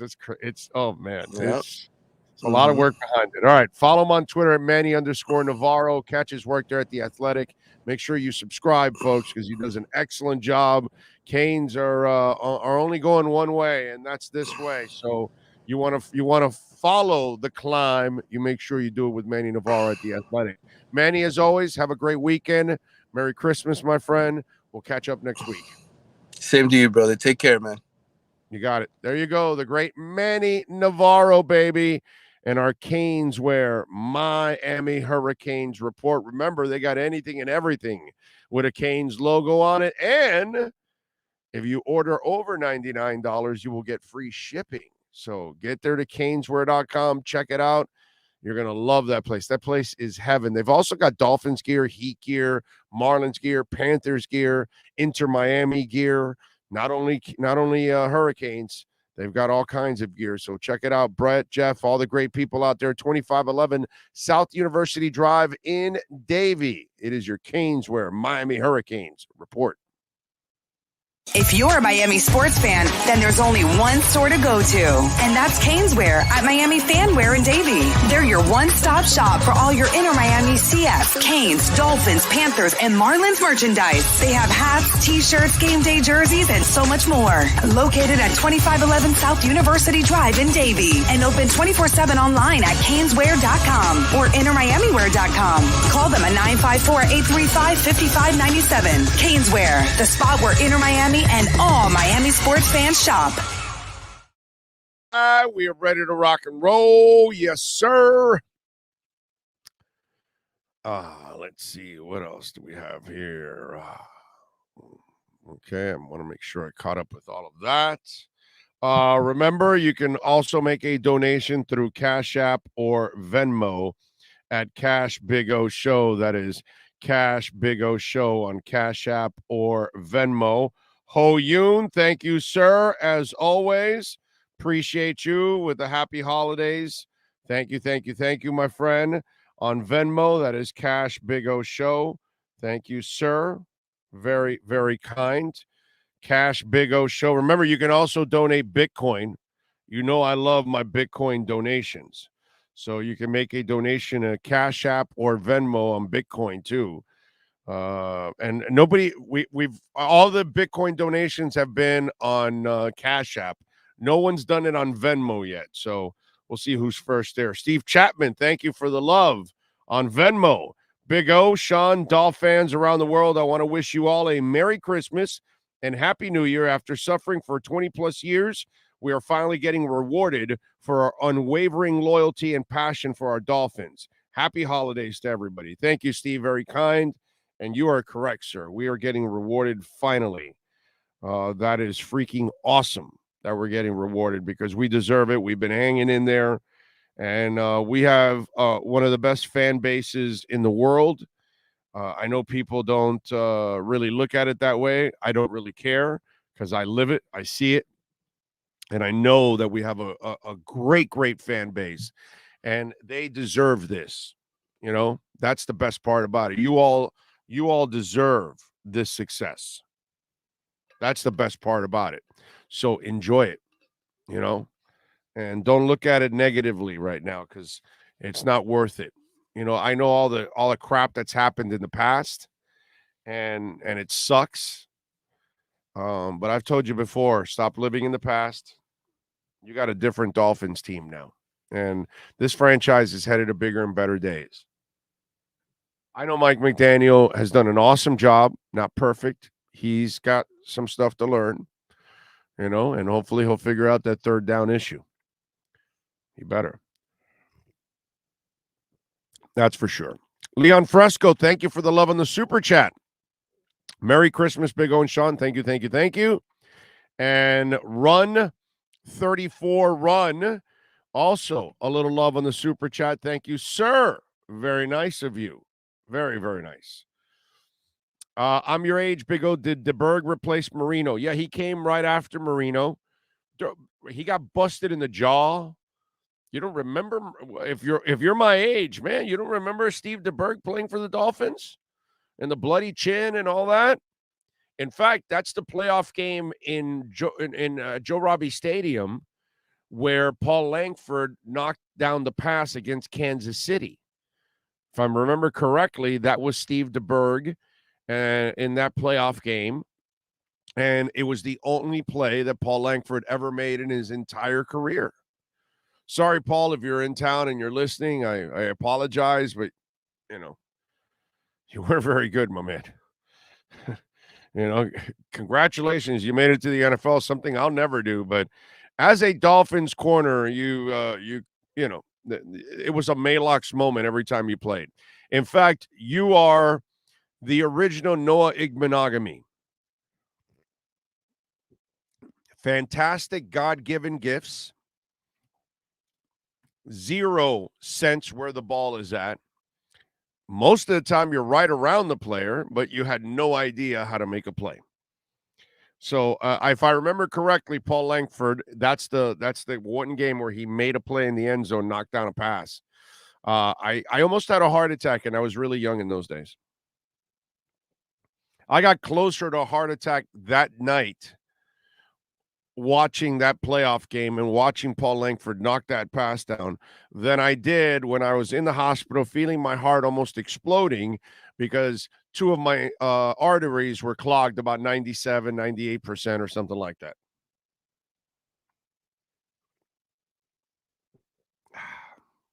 So there you go. Ray says, happy holidays to you and your family, Big O.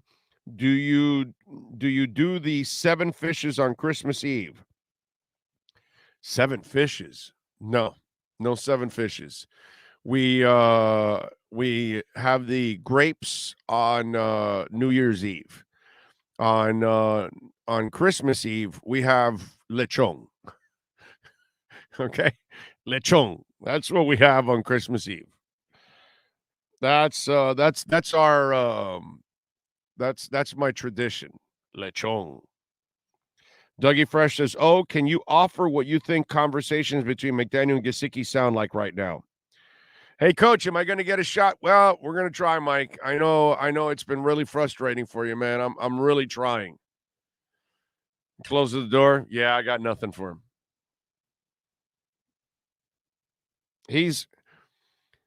If there's something so far I've noticed about McDaniel, he's kind of hard-headed and set in his ways, and he doesn't feel the guy fits. He's not using him. And if he feels like, no, I got to pass on third down, I'm going to keep passing on third down.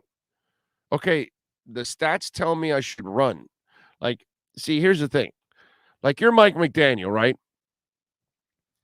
And remember what I told you earlier in the week about Kyle Shanahan not running in the Super Bowl with a 25-point lead, and that probably cost him the Super Bowl right there, the stupidity on offense? Well, this past week against the Bills, you're gouging them, and on all these shorts, you decide not to run ever, and you fail every time. And so Poupart was on with us yesterday, and for those of you on 3rd and 1, they've had 8 of them. They've only converted 1 of those against the Bills. Okay, and when they rush on third downs, 7 of 11 they convert on 3rd and 1.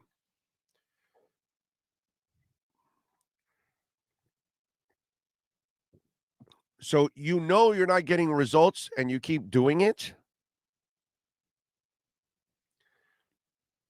You go for a 2-point conversion early in the first quarter. There's no chart that tells you that.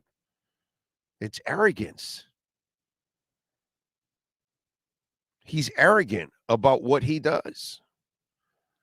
And he better get smart, not arrogant. And if you can't run that night or that day, then I get it. But when you are running and you're gouging them, no, man. You got to do it. You got to get it done. And that's where I hope he figures it out.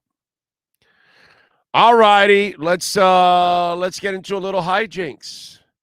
Joe Shad is ready with our hijinks sports grill. Miami Dolphins report.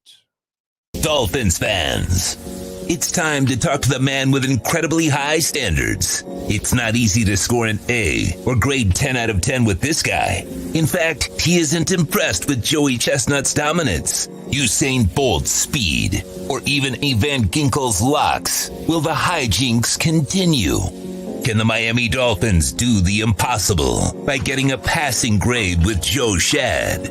It's time for the Hijinks Sports Grill Miami Dolphins Report. This report is brought to you by Hijinks Sports Grill in Boca at 133 Southeast Meisner Boulevard. Enjoy happy hour 4 to 7 p.m. Reserve a VIP table online and receive 1 free sparkling wine. Follow them on Instagram at Hijinks Sports Grill. Here's Miami Dolphins insider Joe Shad.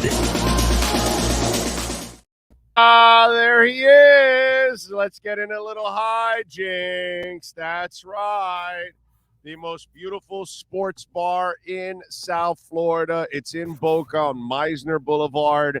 Great place to go hang out. The sights are amazing. I mean, really, you walk on the streets of Meisner, lots of curbs, lots of things to look at. And then, of course, there's also Hijink Sports Grill that, it's got its own curves. It's got its own things to look at. So make sure you join us over there at Hijink Sports Grill.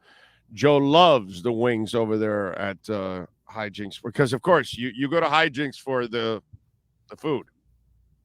Food is good. Drinks are good. Crowd is good. It's a good place to watch a game. It's a good place to hang out in general. That's right.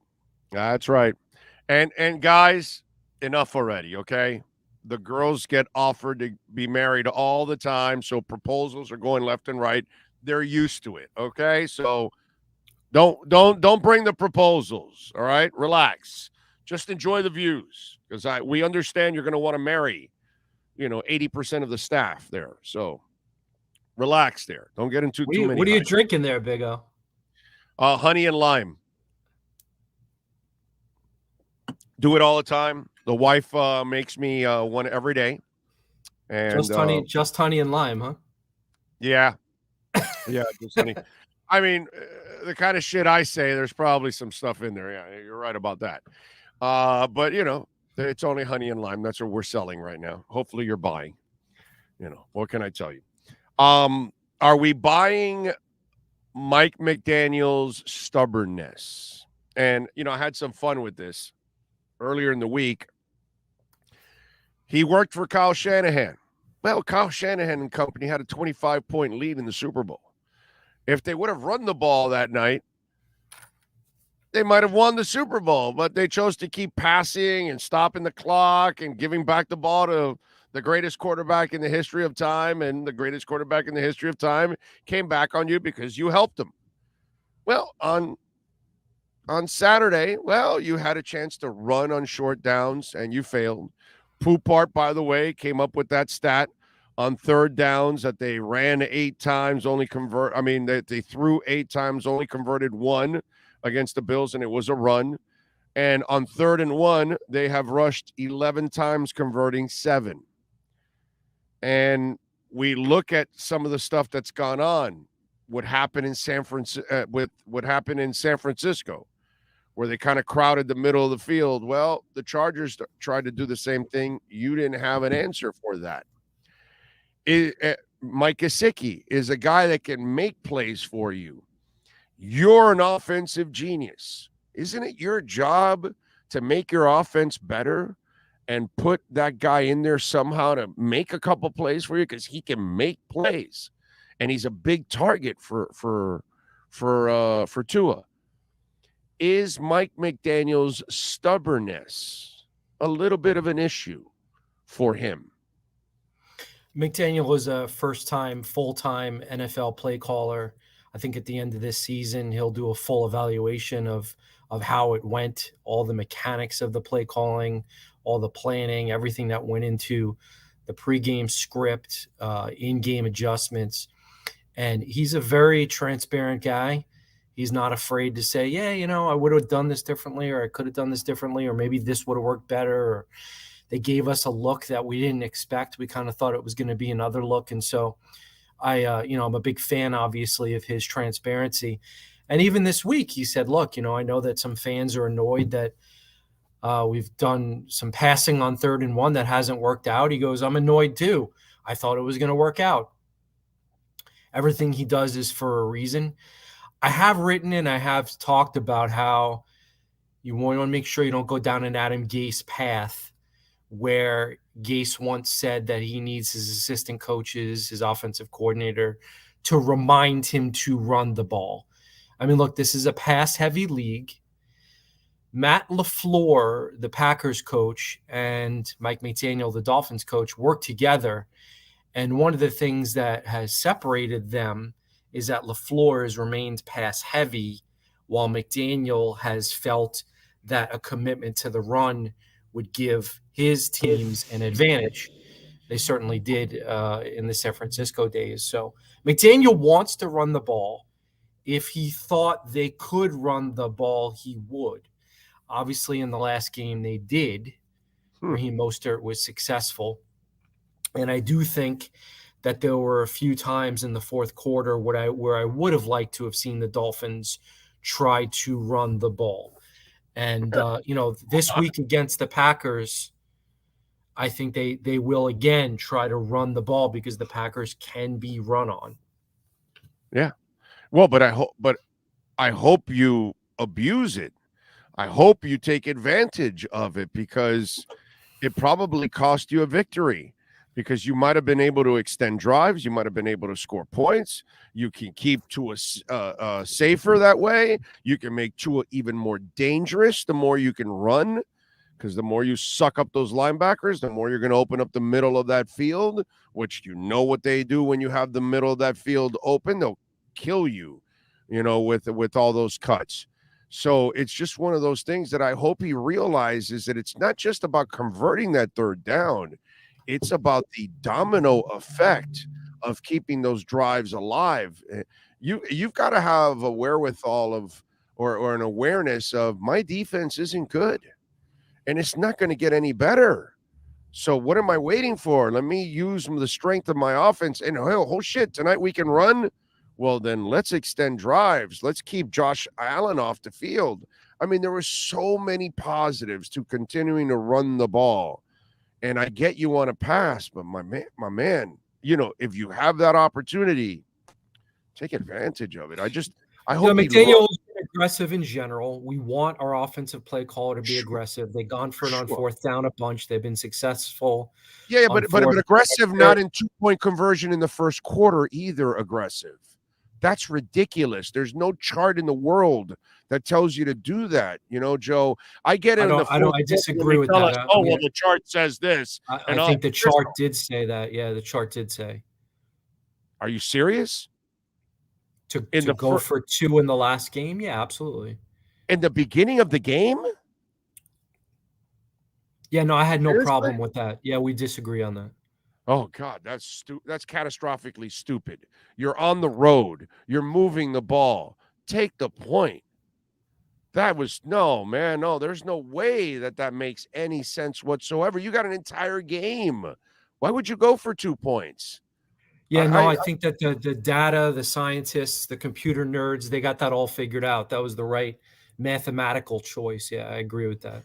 Yeah, no, I couldn't disagree with that call. That made zero sense to do that. I'm not sure exactly what math that they're looking at that makes any sense to do that at the beginning of a game. That to me is just baffling. All right, what are you concerned about for tomorrow? I mean, on Sunday. Yeah, I was going to say we're celebrating. I know. Christmas. I got confused with the Saturday game from last week. A lot of us are doing a Christmas Eve deal, but the Packers offense, obviously the Dolphins defense has been very disappointing. Dolphins coach Mike McDaniel agreed with me this week when I said that they have not met the level of expectations, that they have underachieved, underperformed, that their talent is better than what they've done. The fact that they're between 25 and 30 in scoring defense, third down defense, red zone defense, takeaways. I was glad to see defensive coordinator Josh Boyer accept some of the responsibility for what he agreed was below expectation results. A lot of injuries, but there's too much talent on the field to have those types of results. So the concern, it's Aaron Rodgers. It's can the Dolphins defense actually get off the field on third down, which they've been unable to do all season. That has been Josh Boyer's biggest frustration. That has been the biggest disappointment of the Josh Boyer defensive coordinator era here, because really he's been the defensive coordinator, but this is his defense. It's all on him. And on third down, they've been terrible. They've been woeful. They've been atrocious. They've been disgraceful. And these guys need to get it together. Boyer needs to get it together in the last 3 games. And so does Xavier Howard. So does Bradley Chubb. So does Jerome Baker. So does Landon Roberts. These guys need to perform at a higher level. So is Chubb's lack of production fall all on Boyer? All on Boyer? No, of course not. I mean, Chubb is adjusting to a new defensive scheme, new coaches, new teammates, a new city. It's not easy. but he is a physical specimen, and he told us yesterday when asked by young David Furonis about his performance, gave himself a B. Maybe more like a C+. He overgraded himself. Yeah. Well, he did say, listen, Bradley's a nice guy. Bradley said they haven't turned it up the notch. I don't know what notch he's talking about, but they haven't turned it up a notch. But Bradley said that Wilkins turns it up a notch. Phillips turns up a notch, but not him. But so Bradley said that he expects to dominate. He wants to dominate, and basically the plan is to dominate. So listen, we'll see if that happens here in the last 3 weeks. One thing about the edge position with the Dolphins, and we saw it at times with Jalen Phillips, we saw it at times with Emmanuel Ogbah. It's not just go kill the quarterback. Of course, they ask these guys to do a lot. And so, you have the hesitation, the mental processing, if I lose my edge, I let the whole team down. So edge is not an easy position in this defense. It's not like Von Miller, where he's basically told Khalil Mack, where he's basically told, go kill the quarterback. Right. Chubb is not being told, go kill the quarterback. You remember Jalen Phillips really struggled early with the hesitation and I got to make sure I don't lose my edge. So I'm going to give Bradley a little bit of the benefit of the doubt. He's learning exactly what the coaches want of him. But I would like to maybe see Chubb and Phillips just told, hey, go kill the quarterback. Now, I get it. Well, they're going to be there are certain downs where you're going to get that kind of green light. And then there are certain downs where you're going to have to play your responsibilities, and it's going to have to be a disciplined type of pass rush, especially when you're facing a running quarterback. So that, containment, then attack kind of go in line. That's what happens. And that's all part of the game. Your instincts have to take over. So what I ask you now is, you like to break down the film. When you watched Bradley Chubb this week, what stood out to you? Yeah, I didn't focus in on Chubb on every snap. Maybe that's something I'll do in the future here. Obviously, he is making an impact for others. I would like to see him make more of an impact for himself. He's not really getting a lot of double teams if you watch it. Not really facing a lot of that. So it's one thing to think about, that they want these guys to be, Melvin Ingram included, responsible against the run. And here's part of the reason. It's kind of a trickle-down effect. With no Brandon Jones, you got little Verone McKinley, who's good in coverage, trying to tackle people. And that doesn't work. He's not a tackler. He's a little dude. And Jerome Baker's strength is not tackling running backs between the tackles. Nope. So is a little bit of a trickle-down effect. You see Javon Holland playing closer to the line of scrimmage. Right. So how do we blame Boyer when he has pieces that Landon Roberts can't do anything except stop the run? Mike McDaniel agreed with me that they are underperforming, underachieving, not meeting expectations. Are you telling me that you disagree with me and Dolphins head coach Mike McDaniel? Of course I do. You don't think the Dolphins are failing to meet I think Mike defensive expectations? You don't read into the bullshit Mike McDaniel feeds you every goddamn day? Now you're anti-McDaniel. You've already no. This guy is No. You're killing the guy. Why are you killing him? You're killing the guy. I'm not gullible. You might be a little gullible, but I'm not gullible. He won't tell you anything negative. He won't tell you that, we've hamstrung him with linebackers that can't cover in space, and Landon Roberts and Ingram. We've handcuffed him with another linebacker that is really not any good against the run. He's really a coverage, a blitzing kind of linebacker, a weak side guy in what's it called? Damn it. Who am I talking about now? We just talked about him right now. Talking about Baker. Exactly. And then, it's not his fault that X is dealing with the groin injury, clearly a shell of himself. You know what, though? Listen. It's not his fault. Hold on a second. This X thing. Hold on. X needs to be better. The groin was like 3 years ago. Is the groin really bothering him all year? All year? All year? Do you think a groin injury is going to get better during a season? Yes. This was like week 3. You've never had a groin injury, have you? I had a groin injury that lasted 4 months, and I'm not an athlete. It lasted 4 months, and I don't have to play NFL football. I don't have to practice. I don't have to do any of that. He has to do that. There's no way his groin injury is going to get. Groin's on the injury report. In fact, I would on the not injury be report. surprised Guys, if he screws it up so much that he has surgery at the end of the year. No injury report. How many weeks ago was Xavier on the injury report? Wait a minute. Hold on a second. Are you going? Wait a minute. Are you going by an injury report that is accurate, you think? You think they don't hide injuries, that at the end of the year they tell you, oh, well, yeah, no, he was playing with this injury. Come on, Joe. Come on, buddy. You've been covering this league for a while. Xavier Howard is an excellent player. By the way, what was Xavier Howard's answer when they asked him? Because I don't know if it was you. I did. Yeah, you did? Okay. What was his answer when you asked him about the groin injury? He said everybody's injured. Everybody's banged up. Nobody's 100%. Yeah, he didn't deny. He just said, no, I'm 100%. No, that's behind me. He didn't tell you that. Did Xavier miss some practice time due to a contract issue? I think so, right? I think he's only missed. Training camp crap or whatever that he was like standing in. The coaches brought that up as a contributing factor. To what? Earlier in the season, to his lack groin of injury, typical elite performance. I listen. My point is that Boyer has got a bunch of players that are not really helping him. You know what I mean? It's basically. I wrote a column about this in the Palm Beach Post. Listen to this. Christian Wilkins, Jalen Phillips, Javon Allen. These guys are all Pro Bowl caliber players. Kohu and Sealer. It ends there. With 5 reliable people on defense every down. Everybody else is a liability. 5 guys. That's it, Joe. Josh Boyer has 5 guys he can count on.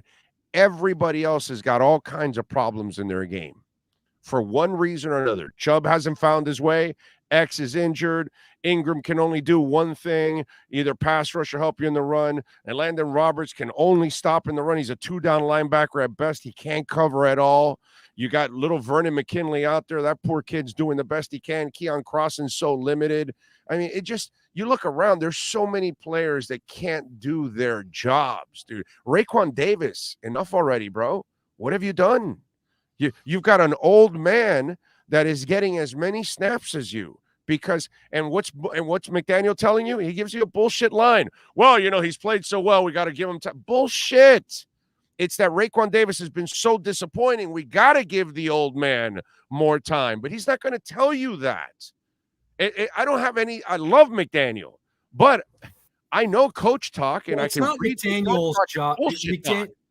McDaniel's not the guy to tell us that Raekwon Davis has not lived up to expectations. Josh Boyer would be the guy because Josh Boyer is the head coach of defense. Mike McDaniel had it suggested to him that it would be a smart idea to keep Josh Boyer around. He has given Josh Boyer complete and total control of the defense. And unfortunately, the defense has failed to live up to expectations. And credit to Josh Boyer, he is accepting some of the responsibility for the disappointment. I credit him for doing that. And yet, the defense has kept you in every game this season. Having said everything that you can say, you can throw all the stats you want out there. The defense has kept them in every game so the offense can finish them off. And the offense has failed to finish them off in those games. And that's offense has failed. What are you talking about? This team is in the top 5 in like everything.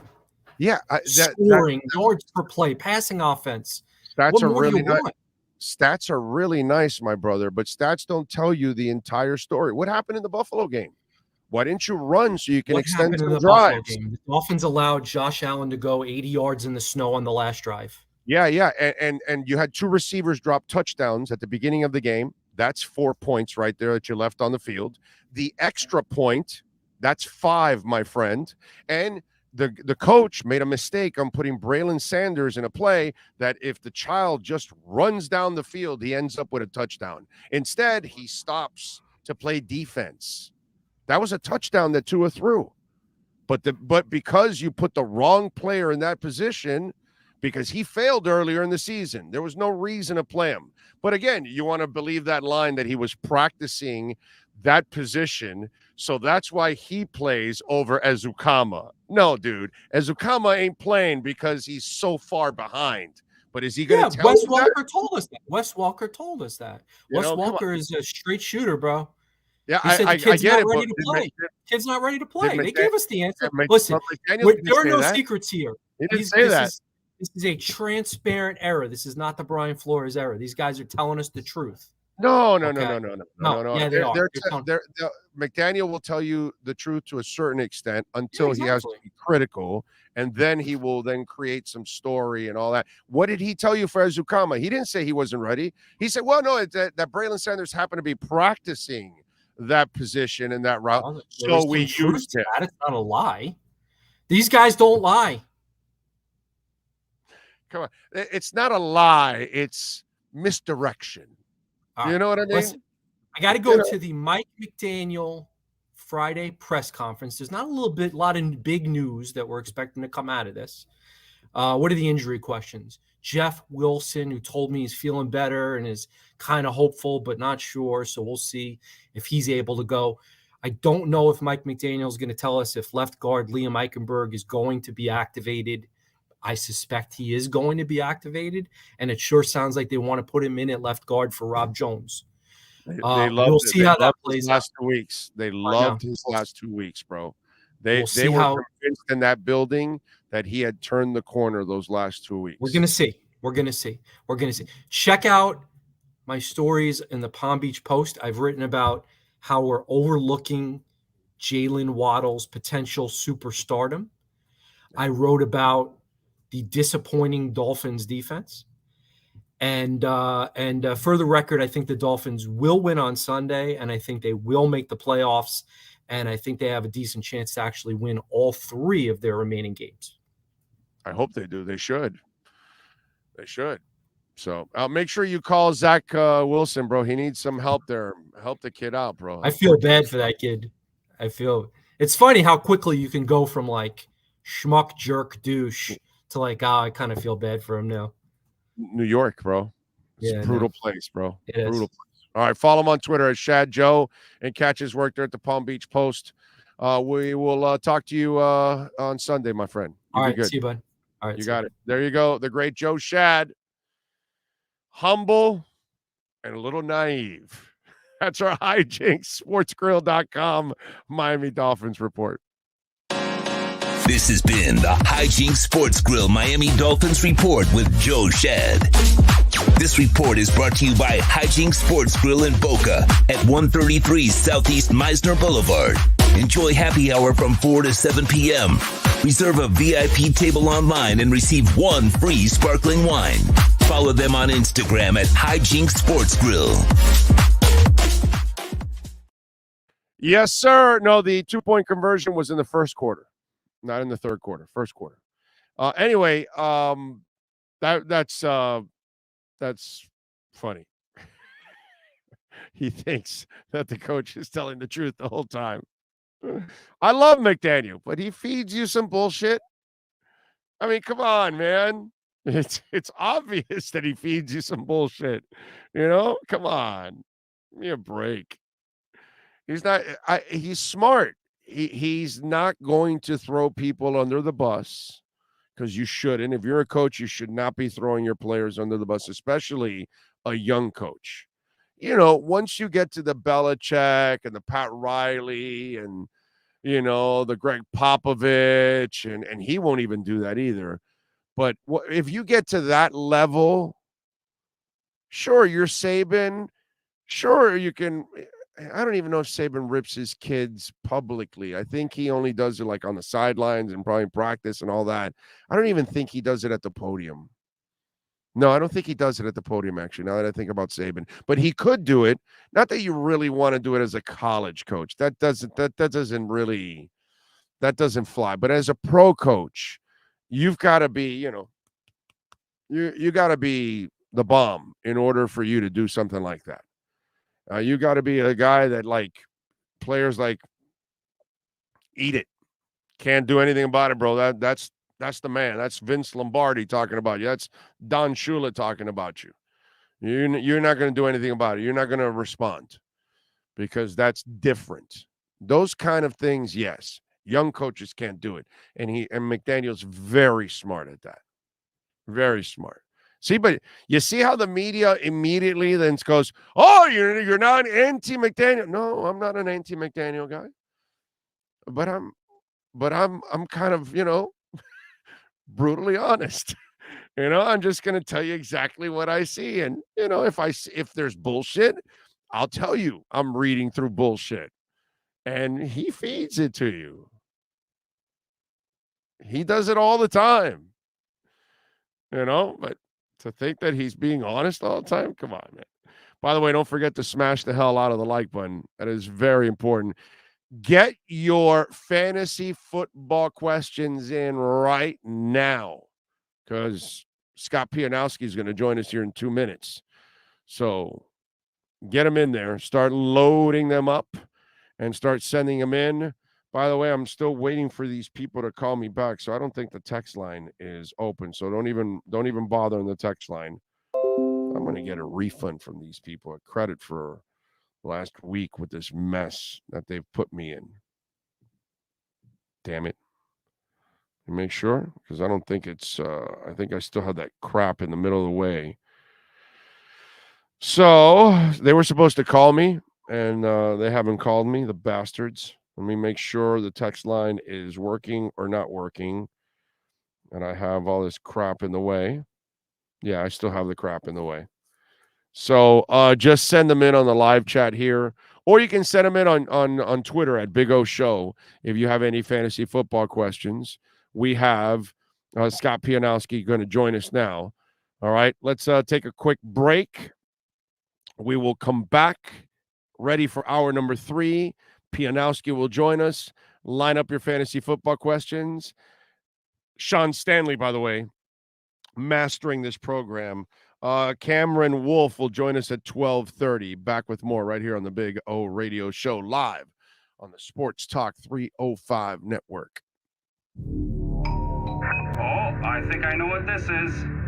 Houston, we have a package. Hello? No matter where you are, the Sloman Shield home security system guards your home. With next-gen perimeter protection, 24/7 monitoring, and interior motion sensing. And right now, get a free Sloman Shield security system and doorbell camera, all professionally installed, for free. Shield your world, the Sloman Shield. There's no need to drive around South Florida wasting valuable time looking for a new or certified pre-owned Acura. Go to the #1 volume sales dealership in the Southeast United States. Craig Zinn's Acura of Pembroke Pines. Purchase with pace and space in a dealership tailored to your needs. From home buying to providing that personal touch. Contact the 2020 Satisfaction Award winner Craig Zinn's Acura of Pembroke Pines. 888-776-5123. That's 888-776-5123. Or visit them at 15601 Pines Boulevard in Pembroke Pines. When you move, you need a reliable company led by passionate folks, eager to assist its customers during a transitional process that needs to be smooth. Call Essential Moving Experts at 844-368-5750 for all your local and long-distance moving needs. You can rely on Essential Moving Experts. Mention the Big O Show and get $150 off. Family owned and operated, they offer free 30-day storage, full-service moving, fully licensed, bonded, and insured.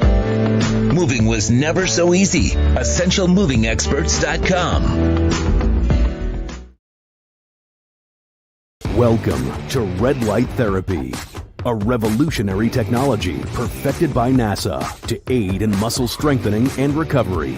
Red and infrared light has the capacity to penetrate deep into the cell's mitochondria, potentially leading to increased energy, faster recovery, and the optimal performance your body demands.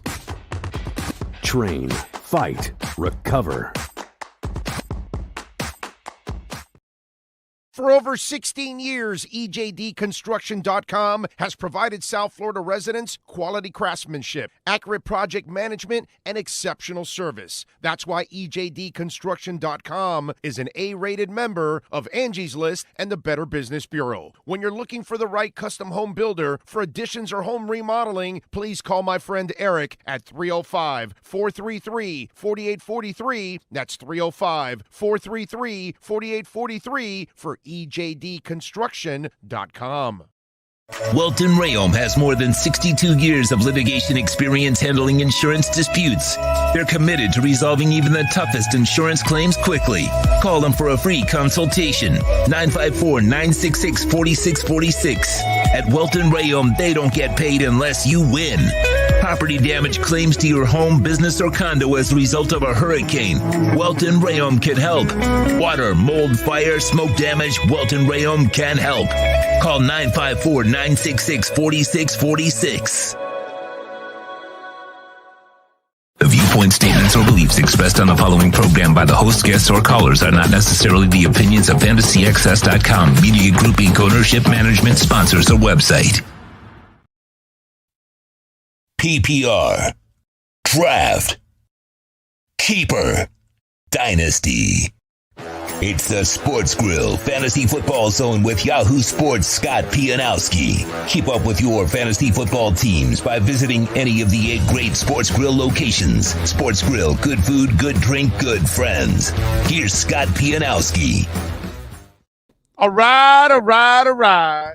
There he is. How you feeling, my man? You feeling good? I'm doing great. Feeling better than the New York Jets probably after a total no-show. I hope I know you weren't playing Zach Wilson, but I hope you didn't need Garrett Wilson last night. I hope you didn't need Bam Knight last night because the Jets did not show up.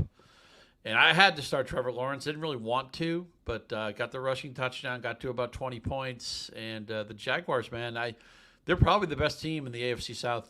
I'd like to see them in the playoffs. The Titans don't have Tannehill the rest of the year probably. I think the Jaguars would have a better chance in the playoffs to actually beat a team. Yeah, no, I'm with you there.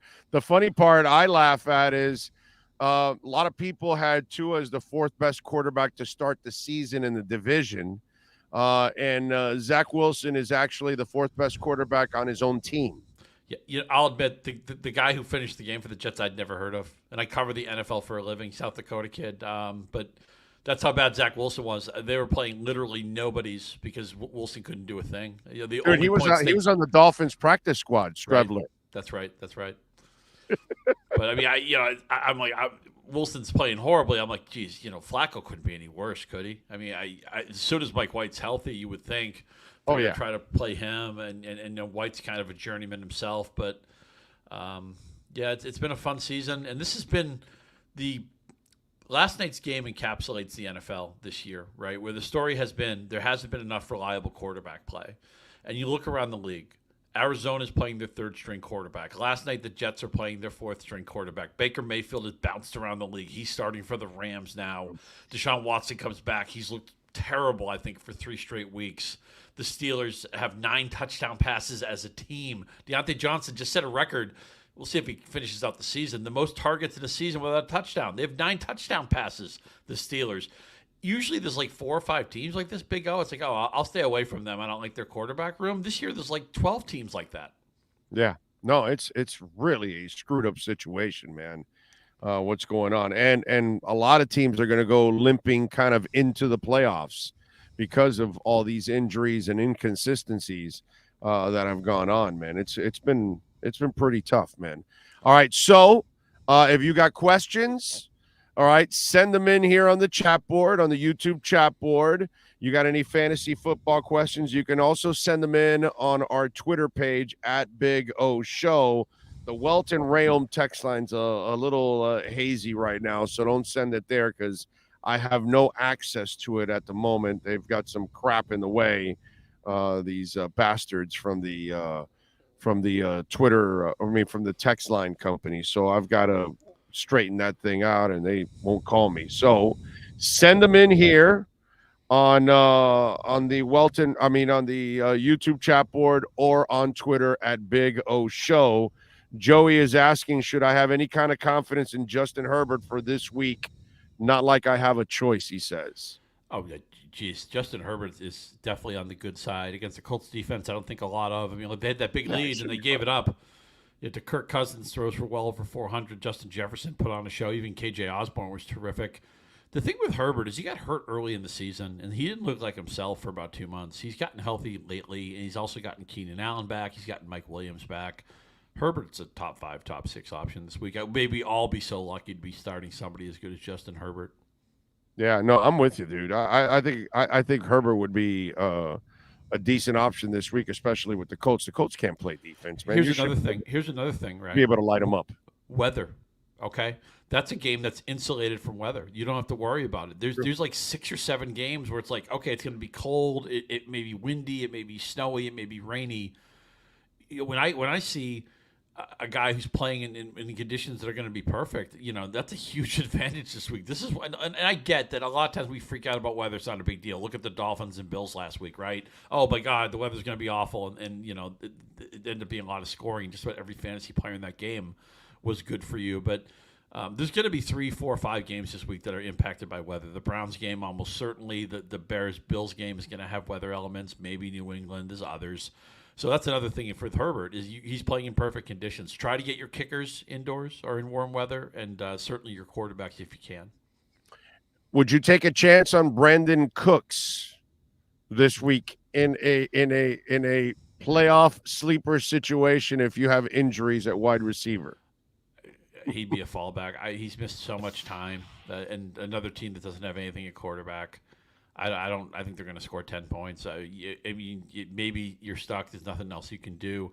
I'll tell you what. If Julio Jones doesn't play, I'd rather have Russell Gage in Tampa Bay, who's done almost nothing all season, but he has 3 touchdowns the last 2 weeks. He had 8 catches last week.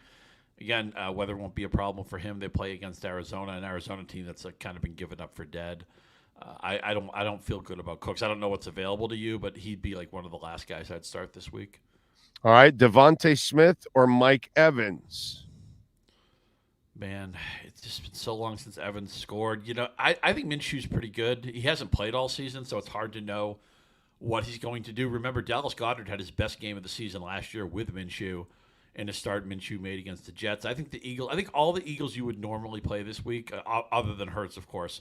I'm still playing, obviously, A.J. Brown. I'm going to play Goddard off the injured list, and that's a little bit of a hit or miss play, but I'm still playing Devonta Smith. I'm still playing Miles Sanders. I think the Eagles will still put up 20-plus points. All right. I wish I would have started Evan Ingram last night. I have Schultz and Njoku. Who should I start at tight end? Man, really good options. Again, because the weather's going to be so bad in Cleveland. I think that puts you to Schultz, but that's a really good tight end. In a year where tight end's been awful, you got 3 of the good ones. And, Ingram really finally taking wing in that Jacksonville offense. We thought before the season, because Peterson loves the tight end so much, that maybe it'd be a breakout year for Ingram. And it took a while for Lawrence to kind of find his wings too. But I think Schultz, with the weather being cleaner there, Schultz and Njoku was probably a toss-up anyway, but I would lean towards Schultz.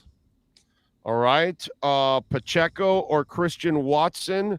Also, how do you feel about golf this weekend against Carolina? Going to go Pacheco. You got to keep your hands on the ball. And by the way, the running back won the last 2 weeks is Jerick McKinnon. Who saw that coming? Unbelievable. Damn it. Somebody just sent in Jerick McKinnon. How do you feel about him against Seattle? Great. Both Pacheco and McKinnon should do fine, although Pacheco's going to watch out with that fumbling because he's going to be out of the circle of trust really quickly if he puts the ball on the ground one more time. For sure. But that Seattle defense has really fallen apart, and you would think there's double-digit touches for both Pacheco and McKinnon this week. Allaire's not going to play again, so I feel good about both of those guys. And Goff, the Lions, man, their offensive coordinator is going to have a head coach job next year, and Goff's been good. The line's been good. We know St. Brown shows up every week. They have a couple of capable backs. Carolina's defense is ordinary. It's not a unit you have to shy away from. Goff is top 10 quarterback this week. There are other guys I could play over him, but I'd feel pretty good if I had him. Send in your questions on the Twitter page if you want at Big O Show, or right here on the YouTube chat board. Flex, Ayuk, Mostert, Murray, Judy, or Evans. Holy shit. A lot of good options. Mostert, though, against the Green Bay defense that ranks dead last in DVOA rushing. Mostert got over 100 last week in the first half. We know he can be a little bit of a hit or miss player, and he's also a little bit of an injury-prone guy. But after the way he ran last week, and after seeing the Packers, their run defense is horrendous. They're just awful. So I got to give him a shot this week. You could play a lot of those guys. Murray probably has 15 touches in his back pocket already, although that game with the Rams and Broncos is going to be ugly. Both Akers and Murray are playable, but I got to give Mostert a shot against that Packers front seven. All right. Nelson's asking. Oh, I'm sorry. Joey's asking. I have Mike Williams at my flex spot, but is Deion Jackson a viable option in the next 2 weeks? I think so. Usually in these questions, we lean towards the running back. It's easier for them to get the touches. But with Herbert getting healthier, with the Colts defense, I don't feel that great about. I'm going to lean towards Williams. I wouldn't mind Jackson, though, and obviously Zach Moss is part of that backfield, too. They're both viable. And another team that's, not playing the quarterback they want to. Nick Foles is going to take the Colts. It looks like the Colts have a new scapegoat every week. One week they fire the offensive coordinator. They fire the coach. They bench Ryan. They bring back Ryan. They bench Ryan again. I just hope the Colts don't run out of scapegoats before the season ends. But both those backs, Moss and Jackson, are viable. But I would lean towards Mike Williams. All right. Start Tua or Kirk Cousins this week?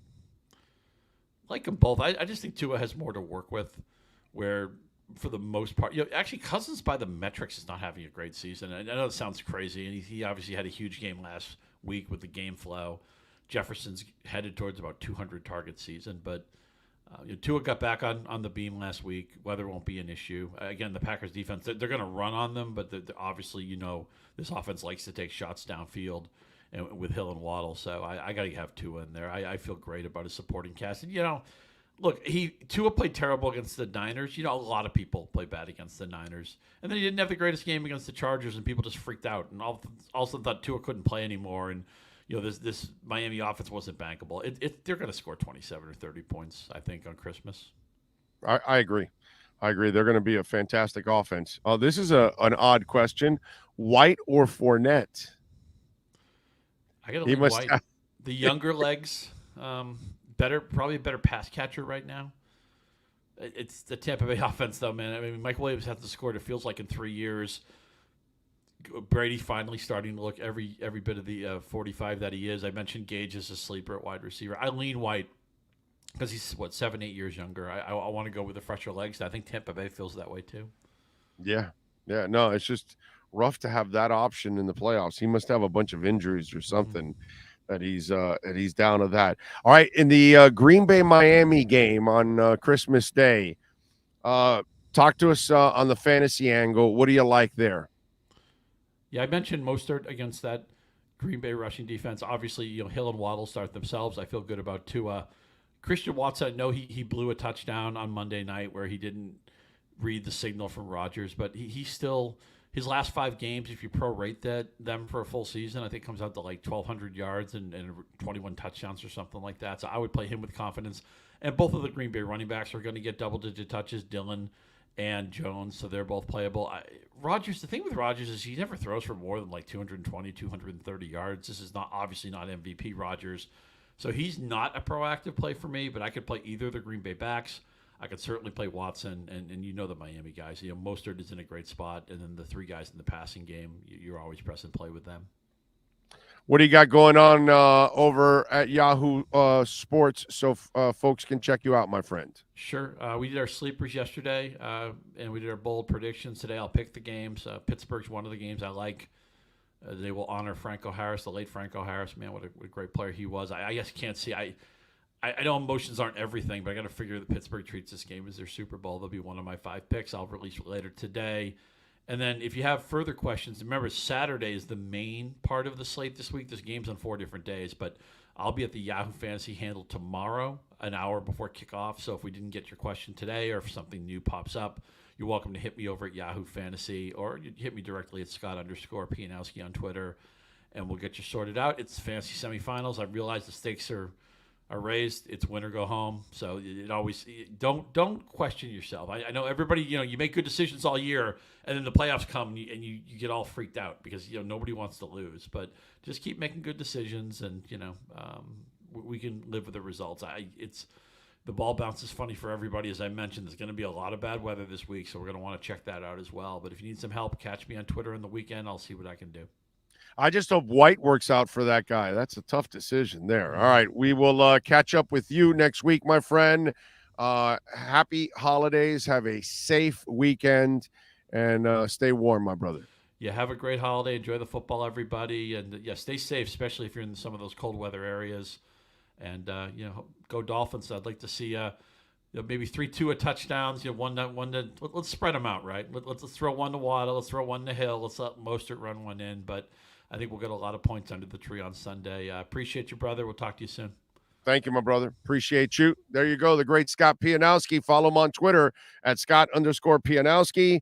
And you can follow me to Sports Grill because, you have a New Year's resolution here at the end of the year, right? You're going to make a new one. Your resolution should be to have more wings at Sports Grill. Have those special grilled wings because I can't get enough of them myself. By the way, $1.50 Bud Light drafts and bottles during the NCAA and NFL games. So tomorrow you get the NFL games going on. New cocktails they've added to the menu, $5 during the NCAA and NFL games. The cherry lemonade and the tailgate tea. Check those out. $12 domestic pitchers, bone-in wings, now only 15% off right now. How about that? 15% off the bone-in wings. The new menu items, the buttermilk chicken sandwich, the buffalo tater tot, awesome. And the hot sauces are for sale. You can take them home now. You can douse everything that you want to eat with those sauces. The buffalo sauce, the Miami Heat, the blackberry, the dale, the barbecue, and then the Doral location. Man, guess what? The Doral location is ready to go, folks.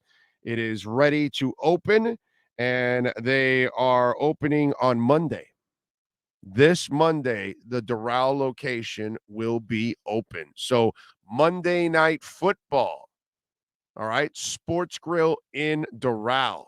Go check it out, baby. Sports Grill, 8 great locations now with the addition of Doral starting on Monday. Sportsgrill.com. You've been listening to the Sports Grill Fantasy Football Zone with Yahoo Sports' Scott Pianowski. Go to sportsgrill.com to find a great location near you. Fantasy football fans, subscribe to the Big O Radio Show on YouTube and all other platforms to catch up with all our fantasy football insight provided by Scott Pianowski and Andy Behrens. There we go. All good. What else do we have going on? Oh, my God, this guy loves... I just don't think it's his fault. I think he got no talent. But that's all right, my brother. It's all good, man. Oh, my God, this guy loves Tua. And now, So it's all good. Oh, my God, this guy wants to trade X a year and a half ago. 4 or 5 years ago. Oh, my God, this guy wants to hire Chris Greer as the GM. What do you want me to tell you, dude? Oh, my God, this guy wants to trade Jonathan Huberdeau for another star. Can't tell you anything, bro. What do you want me to tell you? Oh, my God, this guy wants to fire Brian Flores in the middle of a winning streak.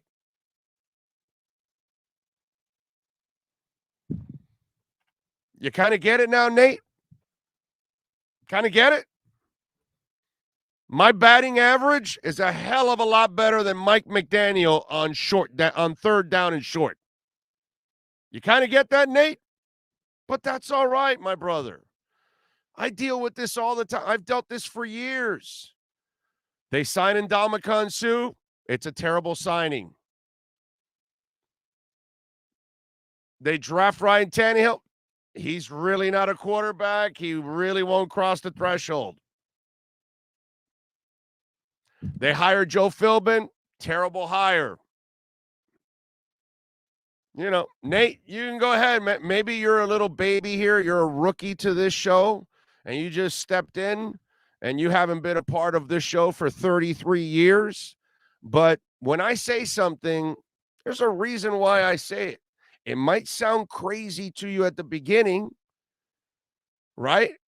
But then later on, when the dust settles, more often than not, especially when it comes to the Dolphins,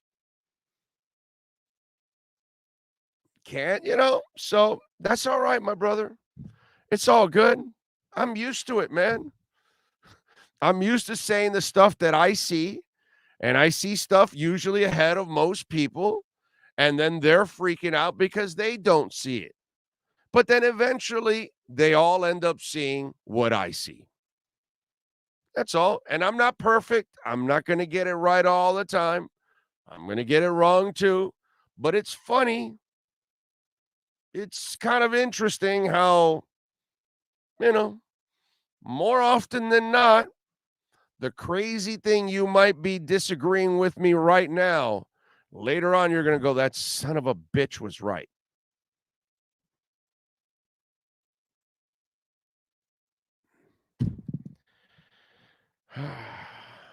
Big O, you never read my Venmo last night. I sent it 30 minutes. Kevin, I did respond to you, I think, last night on Venmo, but you are right. I did not read it. I'm a bad person. Kevin. Big O, the only starting defensive player X has played better than this season is Raekwon Davis, LOL, and he made Pro Bowl. Also, I need some New Jersey. Wanna get another Tua and Waddle one. Who sells the best quality ones? Mine was from Fanatics. The number faded. Are you talking about the but wait a minute. Is that the replica jersey? If by the way, for those of you, if you got a replica jersey and it faded, just so you'll know, cold water and hang them. Gentle, cold water, woolite, hang them. And they'll last you forever and they'll stay a lot fresher. Don't use hot water. Okay. Don't use the dryer. Let it dry naturally. I would use that for any. And I would tell you, maybe go check caneswear.com. I think I responded to you. Maybe they have some stuff. I know Fanatics is like, they've got the official stuff, I think, NFL wise. But I know that Caneswear also has some stuff. Maybe you want to check there, my brother. And thank you again for the love on Venmo. Remember, you guys can support the show by donating to Cash App or Venmo at Cash Big O Show. That's Cash Big O Show. It's funny how Nate said, oh my God, this guy loves Boyer. And then I gave him a crap ton of examples, right? And no response, right? No response whatsoever. So you wonder how Nate is responding personally, going, maybe he's on to something. Oh, no, he'll finally be wrong on this one.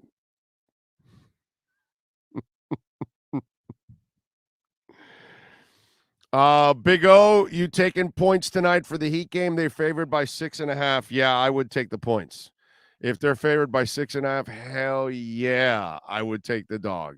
Is that the line? Let me look it up here to make sure that that's the line right now.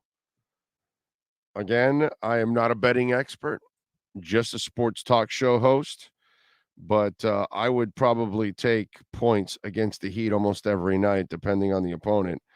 Yeah, no, you're right. Heat are favored by 6.5. Hell yeah, I'm taking the Pacers plus 6.5. Faux show. Yeah. Now they could lose that damn game. Okay.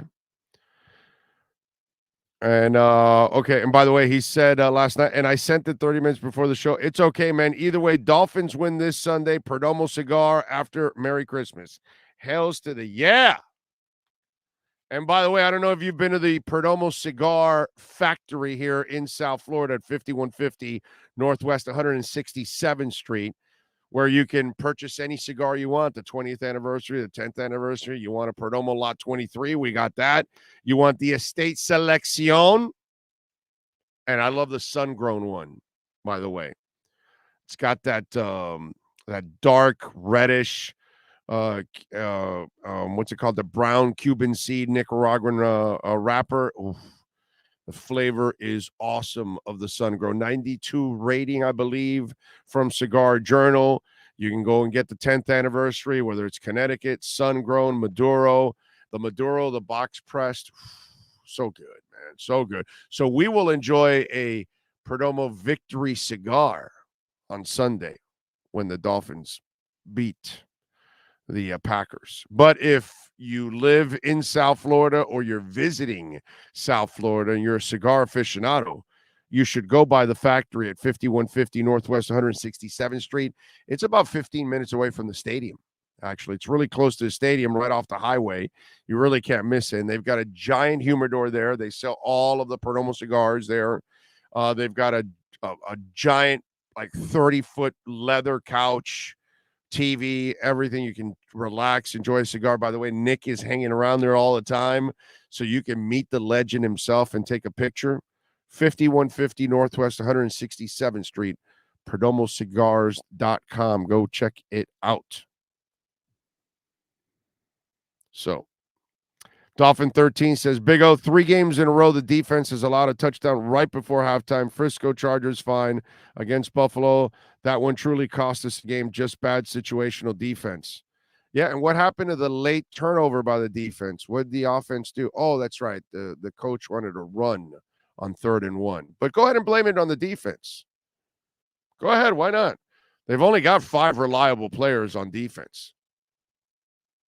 But go ahead.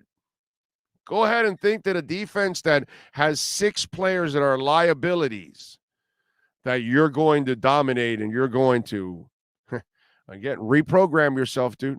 Offense must carry this team. That's where the real talent is. Offense. But whatever. You know? Big O, have you ever played around with the playoff machine? I don't know what the hell that is. So, no, of course not. Joseph Bell, I was thinking that that's what's best for us, to get the 5th seed to play the Titans. But that, who gives? Joseph, that's mental masturbation, bro. Just win your games, get in. I don't care who you got to play. Win.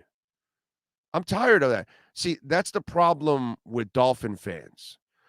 We've either been so beaten down by negativity that all we expect is negativity. And then we've been beaten down with a sorry franchise for 20 years that you are worried about what kind of help you're going to get. When I was young, the Miami Dolphins, we didn't give a shit who they played.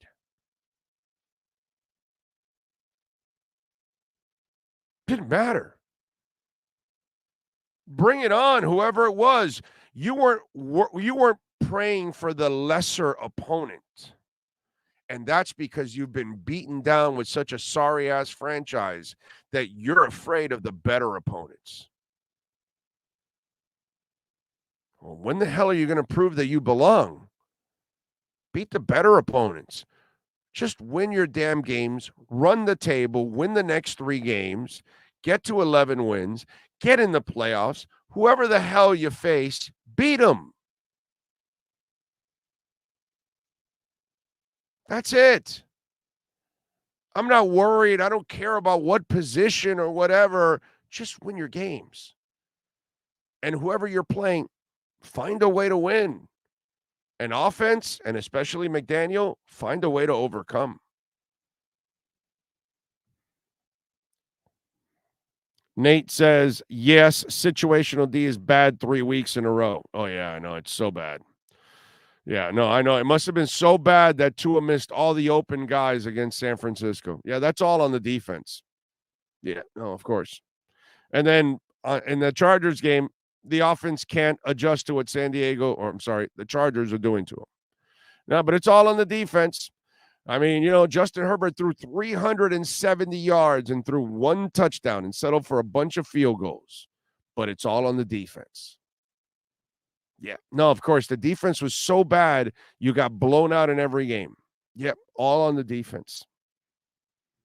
It's so lazy. It's amazing to me. How many of you are lazy, by the way? by thinking that it's all defense. That's just, and it's really because you don't really think for yourselves. So then you just repeat what the next person says and the next person says and the next person says. And so now what's next? Vic Fangio? Is that what everybody's going to repeat? It's all good. Let's focus on beating the Packers this week. That's going to one game. I agree. Nico says, happy 58th birthday to the legendary Pearl Jam vocalist Eddie Vedder. All right, Eddie. No more hanging from the scaffold, please, Eddie. Kevin says, Big O, you have to choose between these two Dolphins. Who would you rather sit down and chat with and smoke a cigar? Christian Wilkins or Andrew Van Ginkel? Oh, no, it's got to be Wilkins by miles and miles and miles and miles, and it's not even close. I haven't seen enough of Andrew Van Ginkel to know that personality is there.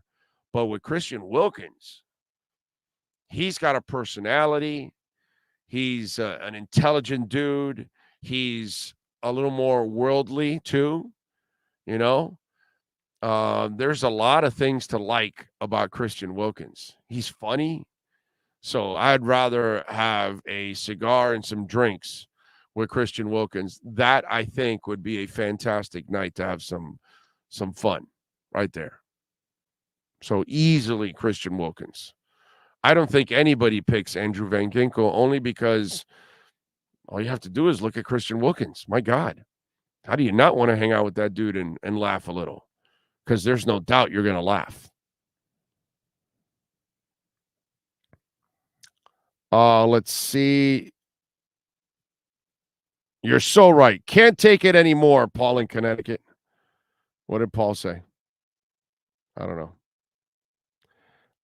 Let's see. Just win, baby. Get in the playoffs and win 11 regular season games. The best team in the playoffs is really hot week to week. Big O, what does Christmas look like for you this year? Family gathering, low key. It's low key. It's low key every time. We don't have a big old celebration or anything. Very low key. Just us and the daughter, the dogs, the mother-in-law. It's very, very low key. A couple people and that's it. That's all. We don't really go crazy on Christmas. And by the way, this Christmas I'm working. So everybody's going to be like, they're going to be in the house here and I'm going to be kind of in and out, right? I'll be disappeared for a couple of hours to do the pregame show. Then I'll reappear and watch the game, take my notes. They'll be around. And then I'll disappear again for a couple of hours to do the post-game show. And then I'll reappear again in the evening for, that's it. So it'll be very, very, very light because, it's that kind of deal. Sean, can you send Cameron Wolf a heads up there, por favor? Have you seen the Dawson Knox mic up after the game talking with Gesicki, sounding like he took a shot at McDaniel? Don't blame him for not getting the ball. I mean, it's one of those things. That's part of it. It's tough for Gesicki. He just doesn't fit what they do. And because he doesn't fit what they do, they don't use him. Any big old bobbleheads available as the last-minute gift this year? No, not yet. And you're pretty twisted if you want a big old bobblehead. That's a bobblehead for me would like just tilt over because the head would be too big. It wouldn't bobble, it just would lean like this. That's it. Yeah, my head wouldn't bobble. If you're gonna make it life size and real and all that, that spring isn't gonna hold up my big old head. It's not gonna happen. All right, it looks like we are ready to unleash the Wolf Pack. We unleash the Wolf Pack. As we get the latest in the NFL and the Miami Dolphins with our KSDT CPA Pro Football Report with NFL Network insider Cameron Wolf. KSDT is one of South Florida's largest and one of the country's fastest growing accounting firms. KSDT CPA is a full-service firm that also excels in crypto. Visit them at ksdtcpa.com or call 305-670-3370. Here's NFL insider Cameron Wolf. There he is. He's locked and loaded. How you feeling, my man? You feeling good? I'm good. Oh, how you feeling, man? I am good. Gucci. What are you at Dolphins camp? I am at Dolphins camp. I am getting ready for TV. I've got Big O warming me up, and then live TV on network about 15 minutes after we get off. So, yeah, doing a little double action here today. Okay, all right. There's a lot of double entendre there with that last sentence or two you just used. But I can tell it's not your home because there's a whole bunch of cables behind you. I'm like, the Wolf home is tight. It always looks good. You know what I mean? They not have a whole bunch of cables just rolling down the wall like that. So I knew you were at the Dolphin facility. Yeah, they stick me in a closet-sized room and just say, "Hey, make TV." And so it's wires here, cameras. So that's the room everybody has to do a TV hit, no matter what place you work for, or is that just NFL Network's place? It's just NFL Network's team cam room. Players, like if you see players on Good Morning Football, they will be doing here. So players coming here too, not just me, but it's the NFL's own, NFL Network's own room and camera room. And so if we have a crew on set, then we'll have a crew camera guy and audio guy shoot us. But otherwise, if it's just in-week stuff like today, they'll say, "Hey, pop in your chair and make TV." Well, aren't you special? And by the way, they're spying on you right now too, right? Because absolutely, that's it. Yeah. So absolutely. Hi to everybody in the Dolphins building. Although from what I hear, this show is actually viewed by several in that building. I'm told that I'm told that they track what goes on this show all the time. So anyway, apparently some people in the building get news from this show. Interesting. So, yes. Good. That means your viewers are getting premium content right there, man. Yes, they are. When it comes to Dolphins content, I don't think this platform has anybody competing with them. To be quite honest, I'm sorry, but I know it sounds cocky on my part, but I think we got enough people on this thing that we give overall everybody the best info on the Dolphins. I think. So let me ask you. As you hear McDaniel talk this week, and it's been obviously hammered away, do you think he really is trying to get Gesicki involved? Because I kind of see him, he's stubborn in his ways at times with this whole 3rd and short, and you keep passing. That was kind of stubborn. Right. You weren't really ready for what the Chargers did. You figured they do some of the stuff the Niners did. You didn't have an answer for that. So there's been a little stubbornness. Gesicki can make plays for anybody, and yet you can't find a way to get him involved. Do you think it's really not about him really trying? It's more that he's convinced that he doesn't fit and can't sell what he needs on offense, that when they see him, they say, "Oh, well, it's obviously a pass. It's not going to be blocking." When they see Smythe, you don't really know what he's going to do. He might block or whatever. So how do you view that whole Gesicki, Mike McDaniel thing? Mike McDaniel realized. Whoa. There we go. Hold on a second. You're frozen. Oh, am I back? Now go ahead. Yeah.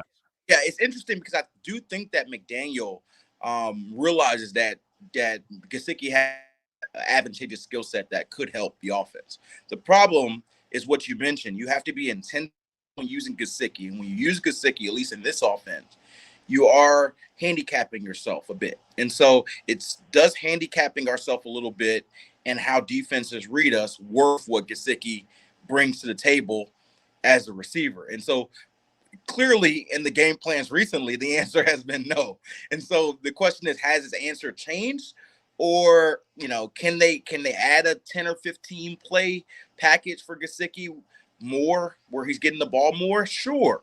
Is that something that's going to help the offense be better? I think that's something where McDaniel has to truly answer, because as we've talked about so much on the show, yes, getting Gesicki involved would be big for him and potentially for the offense. But the reality is, if you're having 9 or 10 targets, let's say we have 10 targets, I want 9 of those targets to go to Tyreek Hill and Jalen Waddle.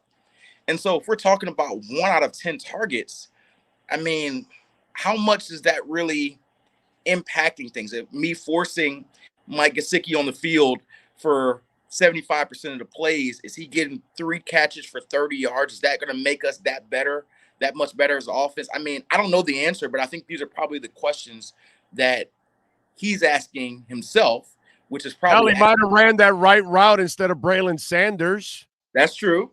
That's true, but you got to that one play. Gesicki just keeps running, and just like Braylon Sanders, child, run, please, run.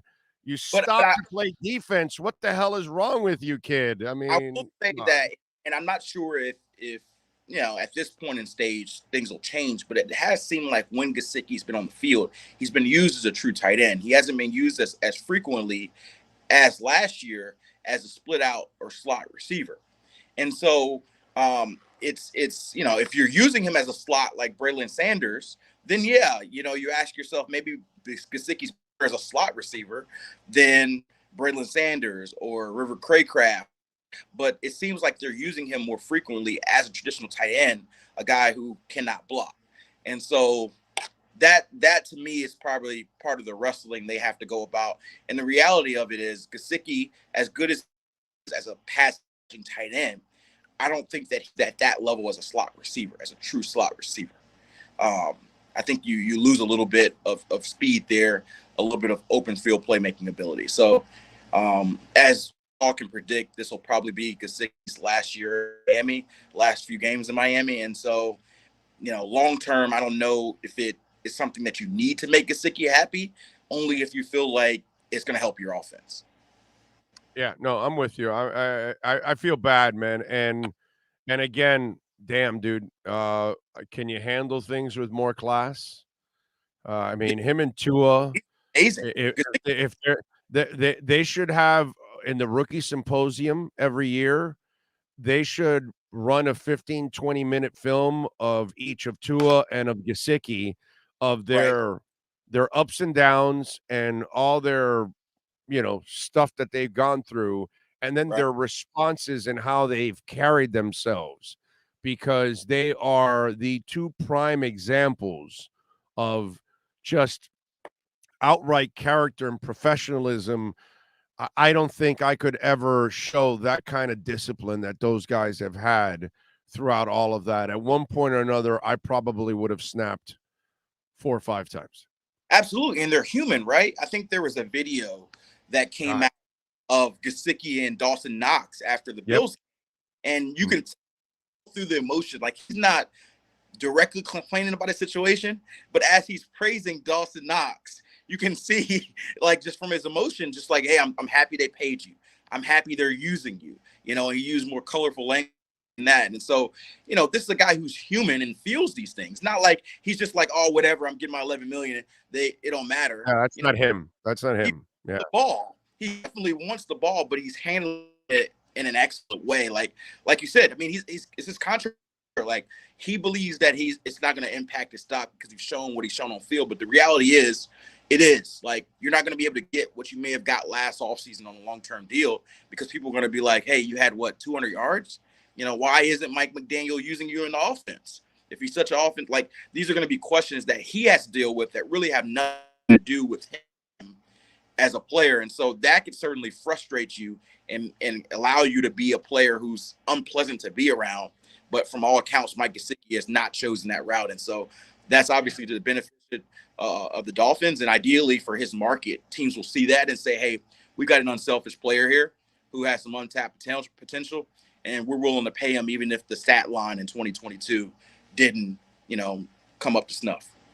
Yeah, no, somebody's going to get themselves because he's going to probably get a little bit less than he would, but he's still going to get paid well. But Oh yeah. somebody's going to get themselves a bargain, and they're going to get themselves a true professional and a playmaker overall. He's going to really. It's going to be sad to see him go, and that it didn't work out because he's a damn good player. Miami will get at least a compensatory pick, in the process. But yeah, it's just so weird how he has just not been able, to flow. All right. So let me ask you just briefly, the reality, how weird it is, because when we talked about this in camp, I was very adamant that this guy is not a fit in this offense. And even, I don't know how much of it was PR speak. Mike McDaniel was like, oh, we're going to make it work. And, other people were like, hey, you make it work with a talent like Mike Gesicki. And maybe they could have been more creative in making it work. But the reality is it was very clear on paper. If you watch how the 49ers and how the Shanahan scheme uses tight ends, that Mike Gesicki was not a fit for this offense. And so it just puzzles me that there wasn't some sort of decision made before this, whether it being trying to trade him, whether it being, in the season and in training camp, even at the deadline. Like, I know the money became a factor at the deadline. But for me, there was an opportunity at some point, even if it was a small day 3 pick, but for the Dolphins to get some sort of value for what has essentially been, a very much underutilized player. I'm with you there. All right. So I've made my feelings known. I'm not the guy that picks on Josh Boyer. I think he's got a lot of limitations with the talent he has left on this roster.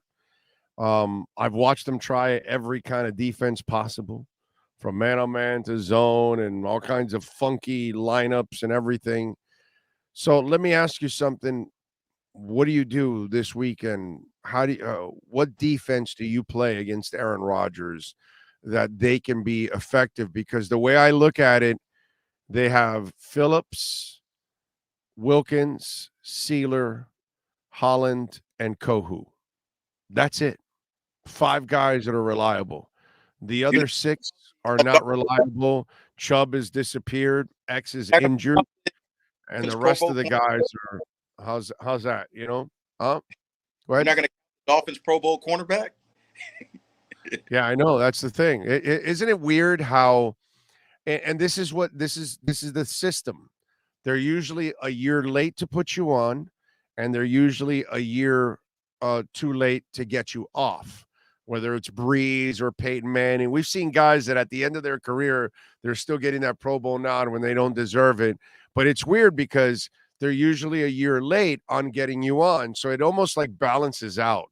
You know what I mean? Because the first year X kicked ass, he didn't make the Pro Bowl. That's kind of like Javon Hargraves with the Eagles. He's got 10 sacks from the defensive tackle position. He's like, yo, what about me? You know what I mean? Like, I deserve. Next year, Hargrave is in. That's just the way this craziness goes. And you kind of hang on. But going back to this whole point, when you really look at it, the other 6 guys are liabilities for one reason or another, whatever you want to explain. So you tell me, what does he have, bro? How do you stop all of this? Because Landon Roberts will never be able to cover in space. He's a run stuffer. That's all he can do. He does a great job of that. But outside of that, he doesn't have. Baker has his limitations. Vernon McKinley has his limitations. Keon Crossan has his limitations. So you tell me, how do you overcome all of that? And what kind of defense do you play that you think will be effective against Aaron Rodgers? Yeah, first of all, I'm not a DC, so I hate to tell people what to do. But when you look at this Dolphins team and how it's constructed, front is the strength of this team, I think. When you talk about some of the guys you mentioned Christian Wilkins and Jalen Phillips. Eventually, maybe Bradley Chubb will join that group. But right now, it's been a Christian Wilkins and Jalen Phillips led front. Zach Sealer's in there as well. He's Sealer too, bro. Sealer, got to give him love. I guess my point is that last year we talked about how great the secondary was and how they needed pass rush, and it's flipped because of injuries and because of some poor play on the back end and some ascension from some of the young guys up front. But for me, I look at this defense and you got to lean on your front, and maybe that means blitzing less. Maybe that means playing more zone coverage, blitzing less, and trusting your guys to be able to get home up front, which I know has been a struggle at times. That's not a great ideal plan, but to me, I look at this team and say they have been getting beat often when they blitz, especially when playing veteran, strong quarterbacks. And if I'm playing Aaron Rodgers this week, as much as he struggled, what he hasn't struggled with is recognizing defenses. And so they're getting beat playing zone too, bro. That's what I'm saying. It's no right answer, right? That's what I'm saying. I don't want to be the defensive coordinator because that's why I feel it's unfair slamming Josh Boyer. That's my problem with the slamming of Josh Boyer, because people make it sound like he's supposed to make chicken salad out of chicken shit. And I just feel like it's unfair to that man. I'm not saying he's great or anything. I'm not telling you he's the greatest defensive coordinator and all that. I'm just saying, dude, there's a lot of shit that he has no control over that I don't know how he can make it any better. I mean, how's he going to make X's growing get better? You know, it's not going to happen, man. And if Chubb is playing bad and you blame Boyer, well, then okay. So then Boyer, okay. So then Sealer, Wilkins, and Phillips playing well. That's all on Boyer too, right? You can't have it both ways. Oh, no, it's Boyer's fault that he's not getting Chubb involved. Well, no, dude, the other guys are getting involved. It's just Chubb hasn't found his way on this defense. He doesn't know when to contain and when to attack. And it's just that's part of being an end. You got to let your instincts take over, and his instincts have not taken over. He's very timid. He doesn't really attack, and it's like he's kind of confused on what he has to do and what his responsibility is. And do I blame Boyer for that? I can't blame Boyer for that. I can't blame Boyer that Landon Roberts gets caught up in coverage, and my God, that poor man doesn't deserve to be in that position. How do you win like that? So one thing I think McDaniel made clear, and I think it's the first time I've heard him speak as definitively about the defense as he had all season. But he said essentially, we think we've got some things to correct and we expect it to be changed quickly. And so when he said that, to me, it's like there's going to be some, I don't know exactly what it is, but there's going to be some significant change in how they go about things. And to me, the big change could be we've been blitzing a lot. Let's change our philosophy a little bit more and play more, off zone coverage and let our defensive front play. Like I'm guessing, like I said, I don't know for sure, but that would be a significant change. Now, like you said, that could not work, but keeping things the same and just saying, hey, eventually it'll work out or eventually it'll change. That's not a route. Like hope is not a strategy. So yeah. All right. Well, they basically you should run the table. I know 2 out of 3 could get you in, but you want to run the table, and this is a team you can beat. What's the prediction, Cam? What happens on Sunday? Yeah, I think they send Dolphins fans home happy for Christmas. I think that the offense is pretty hot. I think there's 27 Dolphins. Give me 20 Packers. I think the defense is a little better, not dominant, but a little bit better. And they hold them off in a game that they're in control with for most of the game. That's sort of what I feel on Sunday. And I will be there. You got it. Guys, so, yeah. All right. And we'll talk to you on Sunday. Follow him on Twitter at Cameron Wolf and catch his exceptional work there at the NFL Network. Cam, as always, thank you, my brother. Have a great afternoon and a blessed Christmas morning. You too. You too. Merry Christmas. You got it. There you go. Cameron Wolf, baby. The Wolf Pack has been unleashed. This has been the KSDT CPA Pro Football Report with NFL insider Cameron Wolf. KSDT is recognized by Forbes as one of the top tax accounting firms for 2022. KSDT CPA is a full-service firm that also excels in crypto. Visit them at ksdtcpa.com or call 305-670-3370. All right, let's talk about Cutter's Edge Pro. We love talking about Cutter's Edge Pro. William, Mike, great people out there, man. We've been telling you about Cutter's Edge Pro now the last couple of months. 954-472-0622. That's 954-472-0622. Full landscape design. If you're looking to change the way your home looks and increase the value Those of you that maybe you're looking to sell your home, this is a way where you can put some investment and get out way more for it. Because when you add landscaping, it completely changes the look of your home. And let me tell you something. It also adds life to your home because you pay for the entire property every month, right? You're paying that mortgage. If your backyard is lifeless and it doesn't have anything going on, you're not really going to be inspired to spend a lot of time. Well, this weekend, we're going to spend a lot of time in our backyard. Why? Because Cutter's Edge Pro created kind of an oasis for us back there. And we've got all kinds of trees, all kinds of shade. So now it's a lot cooler in that backyard. It's easier to hang out. We've got the artificial turf. So while we walk around, we're not bringing any dirt in the house. When the dogs are walking around, they're not bringing any dirt, any mud in the house. So that's less work for everybody else inside the house too. And let me tell you, the artificial turf is heaven for us dog owners. Really easy to manage. The dogs can do their business, super easy to clean up. And the best part is you're saving money in the long run. You'll be saving thousands over the next couple of years. Why? Because you're not watering the lawn all the time. You're not cutting the grass, every 10 days, 14 days in South Florida? It is crazy. Go to cuttersedgepro.com. Landscape lighting, pathways, they do it all. Your total landscape solution. Listen, they do maintenance for medium to large HOAs, condominiums, corporate parks, large commercial buildings in Dade, Broward, and Palm Beach counties. They are absolutely amazing. Call Will or Mike. Tell them that Big O sent you. Big Dolphins fans. Will has, I believe it's 6 season tickets. He's had them forever there at the Miami Dolphins. 954-472-0622. By the way, Cutter's Edge Pro has their own radio show too on WIOD. Locally, you can catch it at noon on Sundays. So you can catch my man Will doing his thing. Check it out, cuttersedgepro.com. Take your home to the next level.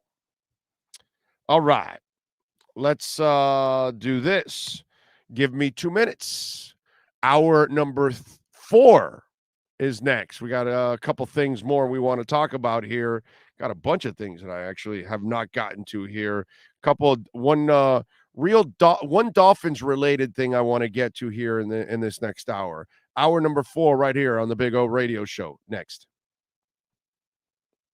Oh, I think I know what this is. Houston, we have a package. Hello?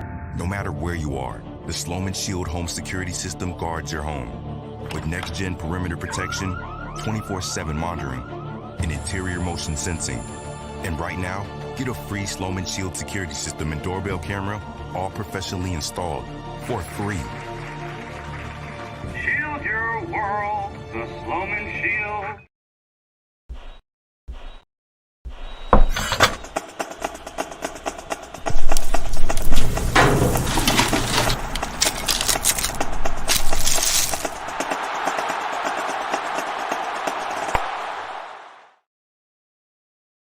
When you move, you need a reliable company led by passionate folks, eager to assist its customers during a transitional process that needs to be smooth. Call Essential Moving Experts at 844-368-5750 for all your local and long-distance moving needs. You can rely on Essential Moving Experts. Mention the Big O Show and get $150 off. Family owned and operated, they offer free 30-day storage, full-service moving, fully licensed, bonded, and insured. Moving was never so easy. EssentialMovingExperts.com. Welcome to Red Light Therapy, a revolutionary technology perfected by NASA to aid in muscle strengthening and recovery. Red and infrared light has the capacity to penetrate deep into the cell's mitochondria, potentially leading to increased energy, faster recovery, and the optimal performance your body demands. Train, fight, recover. The viewpoint statements or beliefs expressed on the following program by the host, guests, or callers are not necessarily the opinions of FantasyXS.com, Media Group Inc. ownership, management, sponsors, or website. When it comes to South Florida sports teams, very few in the media have witnessed, lived, and covered it like the Big O. Let's start the program dedicated to your favorite South Florida teams with a passion that's unmatched. The Big O Radio Show is on. Here's the Big O. All right. There he is, the man, the myth, the legend that is Mike Buck, Nature B. Nature B is for me. That's right. And remember, 2 months right now, $66. The third month for free and free shipping right now. Go to natureb.com, use our code Big O. Take advantage while it still lasts. I don't know what they're going to do at the beginning of the year. So that might change, and you can get it for less than $1 a day. You can get that protection that I've been doing for 20 years. All right, those 2 golden capsules, boosting that immune system and giving me energy every day. So much energy that I can do 3-4 hours, Mikey, every single day. And by the way, we do man hours here, Mikey, because we do about 55 minutes of talk in an hour. So it's not like, you know how it is on radio. You get a half hour of breaks with commercials and traffic and updates and all that stuff. You're really only talking about a half hour and an hour. We do about 54 minutes. So I need my Nature B to power me through every show. All right. Okay, so here's the deal. We get to do this once a year. I get to tell you you're in Florida, beautiful sunny Florida, inclement weather, not so nice. I'm in Hawaii. Jeff Cook, the founder of Nature B, is in New Zealand. We get to say, Meli Kaliki Maka, Haoli Makahiki Ho. What does that mean? After 20 years, what does it mean? It means hello and welcome. I don't know. That's close enough. How about Merry Christmas and a Happy New Year? Ah, there we go. Okay, there we go. And then there's another big question that comes up. Everybody's worried about immunity. This has been a tough year for a lot of people. We have to remind everybody that Nature B, unlike a lot of things you take, is 100% natural. You're not going to, you can't overdose. When you feel a little down in the dumps, take a little extra. It's like you can't overdose on broccoli either. You know what I mean? So it's all natural, no chemicals, no preservatives, no nothing of any kind except pure Manuka honey. NatureBee.com. What about it? You want some Manuka honey? I got drops. I can see that. Yeah, there you go. You and I work with our voices, so we need it all the time. Gotta have it. But you know what's the best testament? If you follow my show, if you listen to the show, now you get to watch it the last couple of years, but if you watch it or if you listen, you'll know I rarely have a cold. I rarely ever have a cold. And why? It's Nature B. Well, every time I tell people for 20 years now, and people walk up to me and say, "Hey, you're still taking Nature B." Of course, I'm still taking Nature B, dude. I want to boost my immune system. And in a virus-filled world, like you said, now, yeah, more than the other thing, Big O, is don't forget that right now, I mean, our immune system is the biggest thing we've got, and I'm telling you, I'm not a panic merchant by any means. And Nature B doesn't make any claims, but I can tell you the same thing. I've been the national spokesman for Nature B for 20 years. I have not taken one day off for being sick, period. Now, that's not true before. So the fact of the matter is you cannot OD on Nature B. What is it? Pure plant pollen. No additives, chemicals, or preservatives of any kind. And what about this? Nature B, as you know this, comes with a complete 100%, no questions asked, money-back guarantee. That's right. No doubt. By the way, since I know you've been on Hawaii 5-0 a whole bunch of times as the fire chief and all that good stuff, how long living, because that's one of the things that you pick up on when you watch Hawaii 5-0 or any show that's kind of Hawaiian related, because it's another culture and then there's another language that comes with it. How long did it take you when you moved there to kind of know all the different terms and things like that? Well, it's not when you talk about move there. I mean, 75 years. Okay, so you've been there your whole life. That's okay, right. So you grew up. So the fact of the matter is, you just grow up with it and you grow into it. And people here are so helpful. We have this thing called the Aloha Spirit. Everybody gets embraced. we're not going to say that there's no problems in Hawaii of any kind, but listen, it's less than anywhere else on earth. You can come here, you can be safe. It's a wonderful place to visit. Also a wonderful place to get and stay healthy. Yeah. Oh, yeah. No doubt. Obviously, you got a lot of rich soil there, man. That's the while it sucks to have volcanoes, it's also it's the also amazing part of nature that while it sometimes gets a little mad and resets itself, it also resets itself with all kinds of nutrients and stuff that will allow it to grow back again. You know what I mean? It's the amazing part about nature. Yeah, and gang, the thing about Nature Bee is a fact. We've been talking about this for a long time. There's a special process called potentiation that makes Nature Bee different from any other pollen on the market. You would have to take bucketfuls of their stuff to get what's in these two little golden capsules. What is the way that it works is that it goes in and it cracks open like a walnut to get that meat inside. That's what potentiation has done. It's exclusive. It's proprietary to Nature Bee, and you can't get it anywhere else in the world. That's why we so much endorse it. And one more thing, Big O, we tell people this every single time we get together. Everybody in our business is always asked, take this, take that. We'll give you some money. We'll pay you with product. We'll make you an endorsement. Our reputation lies in what we endorse. You and I have been doing this. I've been doing Nature Bee for over 20 years. You're right at the 20-year mark. What other product in your entire broadcast career have you been affiliated with for 2 decades? None. None. So the proof's in the pudding, isn't it? Yeah, no, I know. I swear by it. I tell people all the time. I swear by it. And the beauty is it's not just Nature Bee. You guys have developed also over the years all kinds of other products from the wrinkle cream that my wife loves, the soaps. I tell everybody about these soaps. They smell so good, man. Manuka honey soap. Come on. That's the thing. So good, those soaps. We hit this all the time. We talk about pollen is our big product, and that's what's made Nature Bee known around the world. But if you go to that website, Nature Bee, that's Nature BEE.com, get prepared to do some spending because they got some great opportunities right now going into this holidays. That's right. So take advantage, folks. 2 months, $66, but we're going to give you the third month for free. And free shipping, which, shipping nowadays. And that's a lot of savings. So less than $1 a day, you're going to have incredible protection in a virus-filled world. You're going to take those 2 golden capsules. I tell you, by the second week, I think is when you really start to start feeling it. That's a great point. It takes a bit. It takes a little bit. One more thing, gang. I want to tell you this.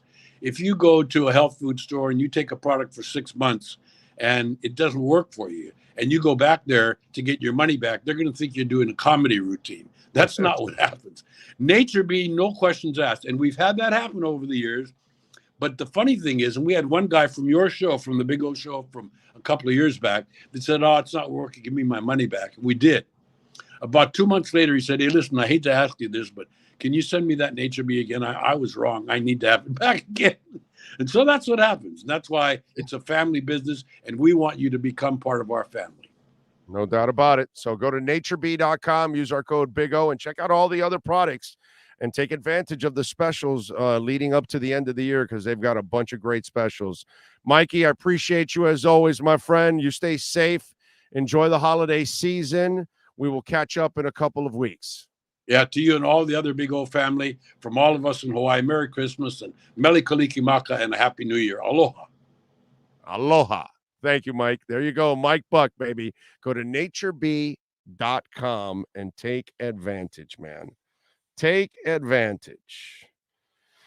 By the way, Sloman's Home Shield. We love talking about our Larmo. And let me tell you something. I know we've got the winter storm taking advantage right now and putting a lot of Americans up north in a tough position. Sloman's is in 14 different states. Now, heating oil is not necessarily a big thing here in Florida, okay? In fact, it's probably not a thing except maybe up in the Panhandle.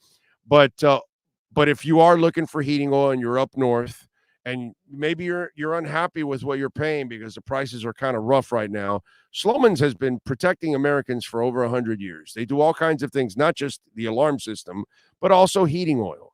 Call 1-866-OIL-DEAL. Just find out. Find out how much it will cost to heat your home and compare it to what you're paying now. That way you can see what you're going to save. And by the way, these are fixed prices, so you can save hundreds of dollars. Do it now. Tell them that Big O sent you. All right, we're in 14 different states. We might be in your state. So call them 1-866-OIL-DEAL. That's 1-866-OIL-DEAL for Sloman's. Been taking care of Americans for over 100 years. It's the kind of company you want to count on. Jamie says, Big O, I don't know if you discussed it, but after Joe's segment, as I had to step out, the 2-point conversion was on the third quarter. My bad. You are correct. It was the beginning of the third quarter, and still too early to do it. And you're right there. It was ridiculous. You gave a point away, and to me, giving that point away, the Braylon Sanders play, the drops of the touchdowns, all that stuff, the defense gets you that turnover late in the game. That's one of the drives where you end up on a 3rd and 1 and you end up screwing it up.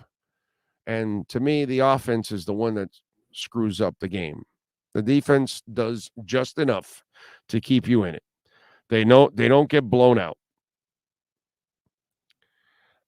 Big O, let's see what else do we have here. Don't know if anyone mentioned to you, but after our powwow with Marcel, he has been interviewing Dolphin players with questions concerning about off script.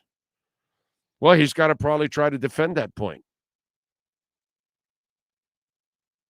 Not that it's a good point on his part, but that's all right. We all make bad suggestions and bad analysis when it comes to sports. We read things wrong. What you see might be right. What I see might be wrong. Happens. We're all human beings. Marcel, that off-script stuff, he's completely wrong about it. Absolutely wrong about it. Not even close. It's not who Tua is. It's not who Drew Brees is. It's not who Bob Greasy is. It's not who Joe Montana is. It's not what Tom Brady is. These people aren't going to live off script. Dan Marino didn't live off script. He just moved a little bit here, there. That's it.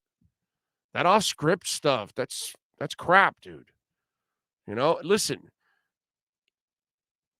10, 20 years from now, he might be closer to the truth. Because we're moving in the direction that most of your quarterbacks are going to be mobile. Okay? Now, they've got to get to the point where they're mobile and accurate. We're not there yet. They're not producing mobile quarterbacks that are consistently accurate. In fact, they're mostly inaccurate, and you've got to try to teach them to harness it a little bit and try to get it there, you know? But more often than not, they're not true passers. And that's the threshold that's where we're headed, and that's where we're going to cross it. I'm not going to be in this business when it happens. But eventually we'll be there. Hopefully Marcel will still be in the business, 10, 15, 20 years from now, and then he can say, "Oh, okay, that's what I was talking about now." But at this moment, to measure Tua off script is ridiculous. Okay? Love Marcel. He's completely wrong on this. But he could go try to justify the point if he wants. It's all good. Tua has hit the playing time incentives, meaning his options would cost $22 million. However, if he had been named to the Pro Bowl, 28. Yes, that is true. Boyer's about 70% responsible. Some of the coverages he calls 3rd and go. No, of course, because if he called another coverage, it would have been covered, right? Because they've got a great secondary. Right? That's the part I love about all you out there that are picking on it. You make it sound like another coverage is going to work when he's tried all kinds of coverages, and they don't work. Don't you see X get burned on a 9 route or a crossing route or whatever? He gets burned every way possible. Sometimes he gives – you remember Duvernay? He gave him like 8 yards of space.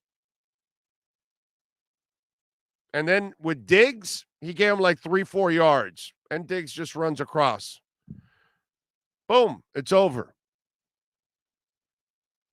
Come on, man. It doesn't matter what they play.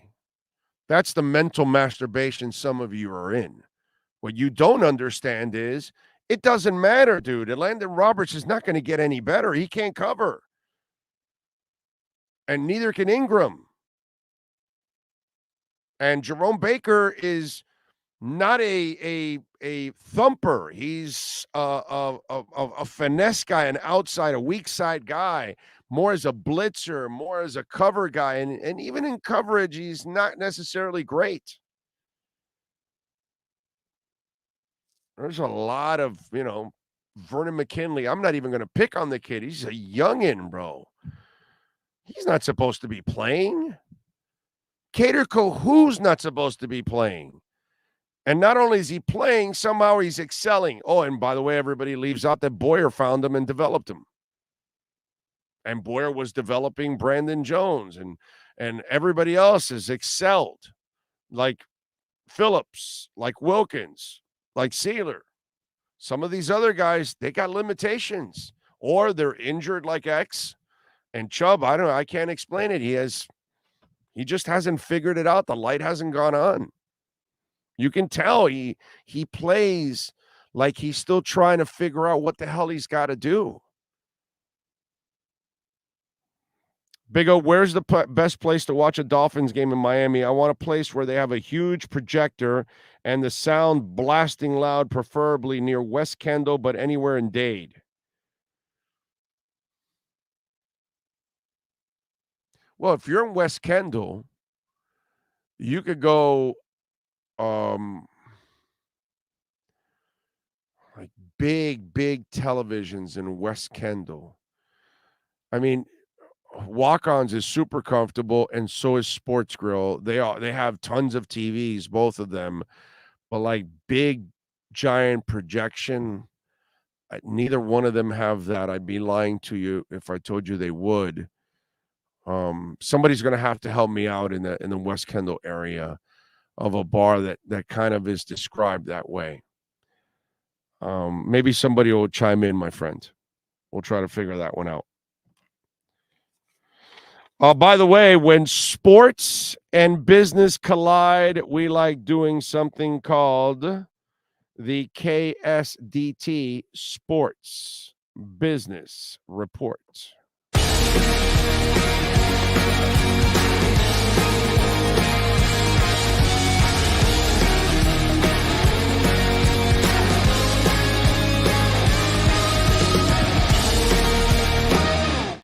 Right. So Forbes has put out the 10 highest paid female athletes, their bank record amounts in 2022. Okay. Sean, can you give me a guess who's number one? Unless you already saw this. Did you see this, Sean, at all? Yes? No? Can you give me a guess? What do you think? What do you think, Sean? No? You haven't seen it? You got no guess? Naomi Osaka. Number one. Do you know how much she made last year or this year? $51.1 million. That's pretty good, dude. It's pretty good. Now you're going to notice a trend here. Number two is Serena at $41.3 million. Number three is Eileen Gu. She's a skier. $20 million. Number four, Emma Raducanu, I think, tennis player, $18.7 million. Number five, Iga Swiatek, tennis, $14.9 million. Number six, Venus Williams, $12.1. Number seven, Coco Gauff, $11.1. Number 10, Simone Biles, gymnast, $10 million. Number 9, Jessica Pegula, tennis again, 7.6. And number 10, Minjee Lee. She's a golfer, 7.3. So all of them are tennis players, one golfer, one skier, and one gymnast. Mama and daddy, let your baby girls grow up to be tennis players because, man, it pays off. Holy moly. Although I got to tell you, I'm most impressed with Eileen Gu. A skier is number 3 in the world in earnings. I would have never guessed skier. I would have guessed, here's where I would have been wrong. I would have guessed that one basketball player had some kind of endorsements and all that she would have made enough money to be in the top 10. And there I would have been wrong. Tennis, of course, all of us would have guessed that a bunch of tennis players, you know what I mean? But wow, I would have never guessed a skier ever. Ever, ever, ever, ever that a skier would be making that kind of money.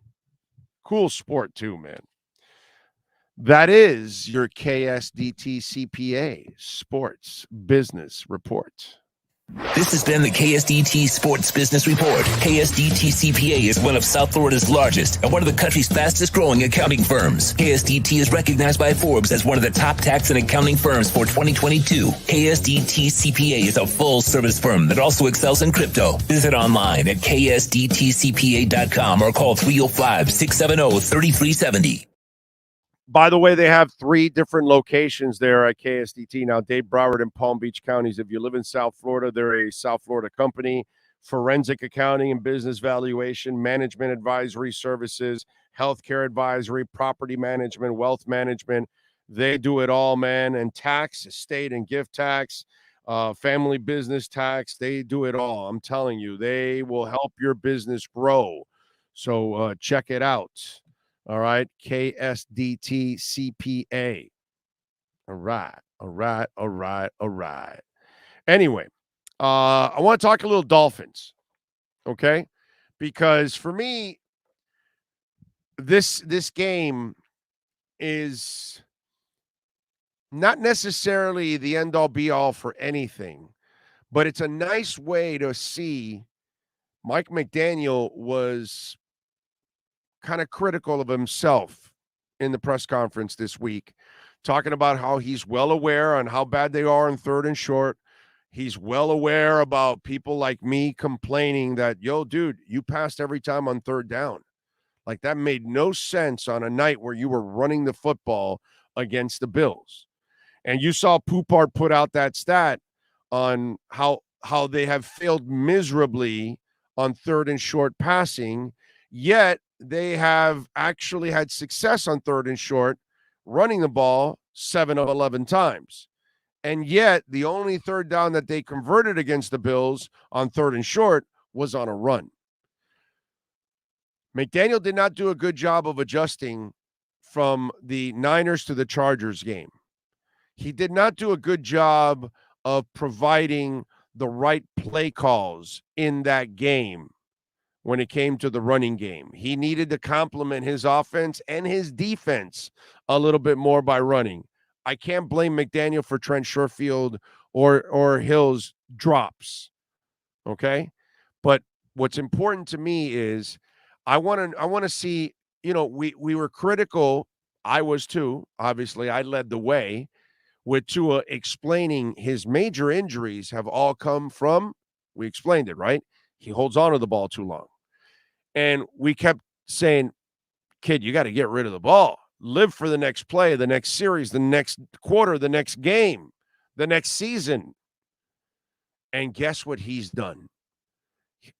More often than not now, he has learned from all of these injuries, from everything, and now he is getting rid of that football. So he is showing us that he's learning from his mistakes. Josh McDaniel apparently does not want to learn from the Mike Gesicki mistake. That I get it that he's not a great blocker, but it's your job as a creative play caller to still find a way to use a weapon you're paying $11 million for. There's a lot of hard-headedness. There's a lot of stubbornness, okay, with Mike McDaniel, like most coaches. And I want to see in this game and the following couple games, your season's on the line. You want to get into the playoffs? No, you need to make sure you stack some victories here at the end of the season so you can get into the playoffs.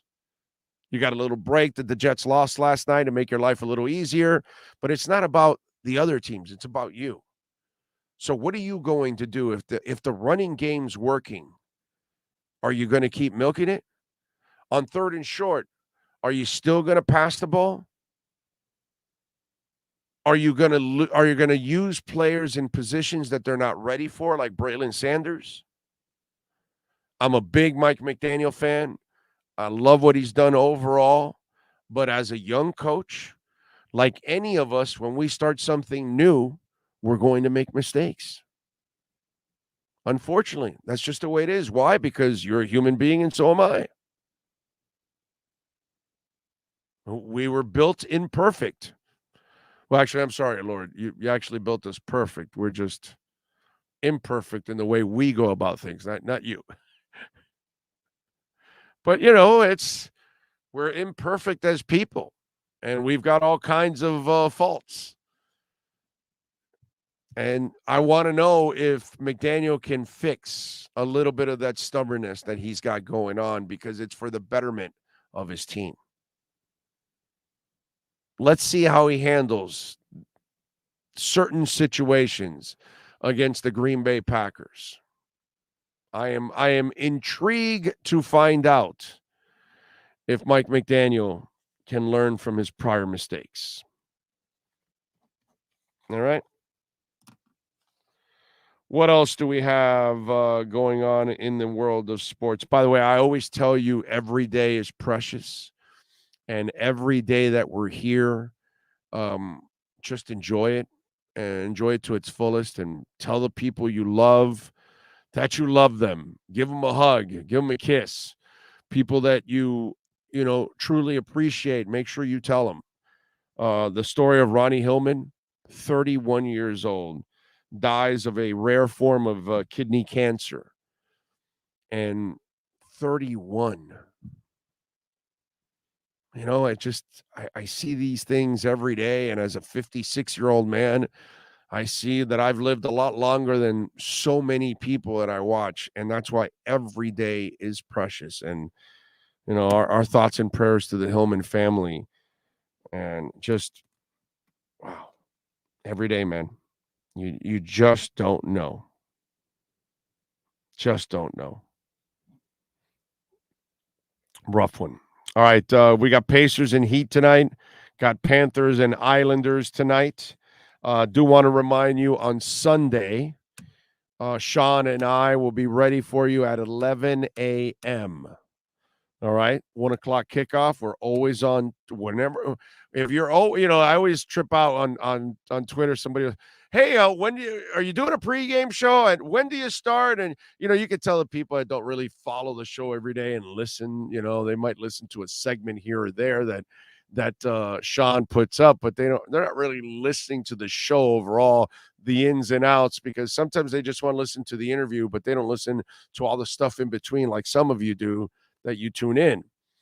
And so they tell, are you going to do a pregame show? When does that pregame show start? It's like, always 2 hours before whatever the kickoff is. It starts at 8:15. We're at 6:15. Starts at 1. We're on at 11. Starts at 4:15. We start at 2:15. Pretty simple. That's the math. Always 2 hours before whatever the kickoff is. And yes, we're here for the entire season. Even if it's on Christmas Day, we will be here. I don't know if you want us as a present. I know you want the Dolphins to win as your ultimate present. Let's hope that that's what happens. All right. On behalf of Sean Stanley, Ira Winderman, Manny Navarro, Joe Shad, Scott Pianowski, Cameron Wolf, Mike Buck, I'm Orlando Alzagari. Have a fantastic weekend. Happy holidays. Thanks to all of you that sent in a super chat. Remember, you can always make a donation to Cash App or Venmo whenever you're listening, day or night, weekends, holidays. It doesn't matter. Cash Big O Show. You can also make a Bitcoin donation also to the show. We'll see you Sunday morning at 11 a.m. Same place, same bat channel. Have a great one.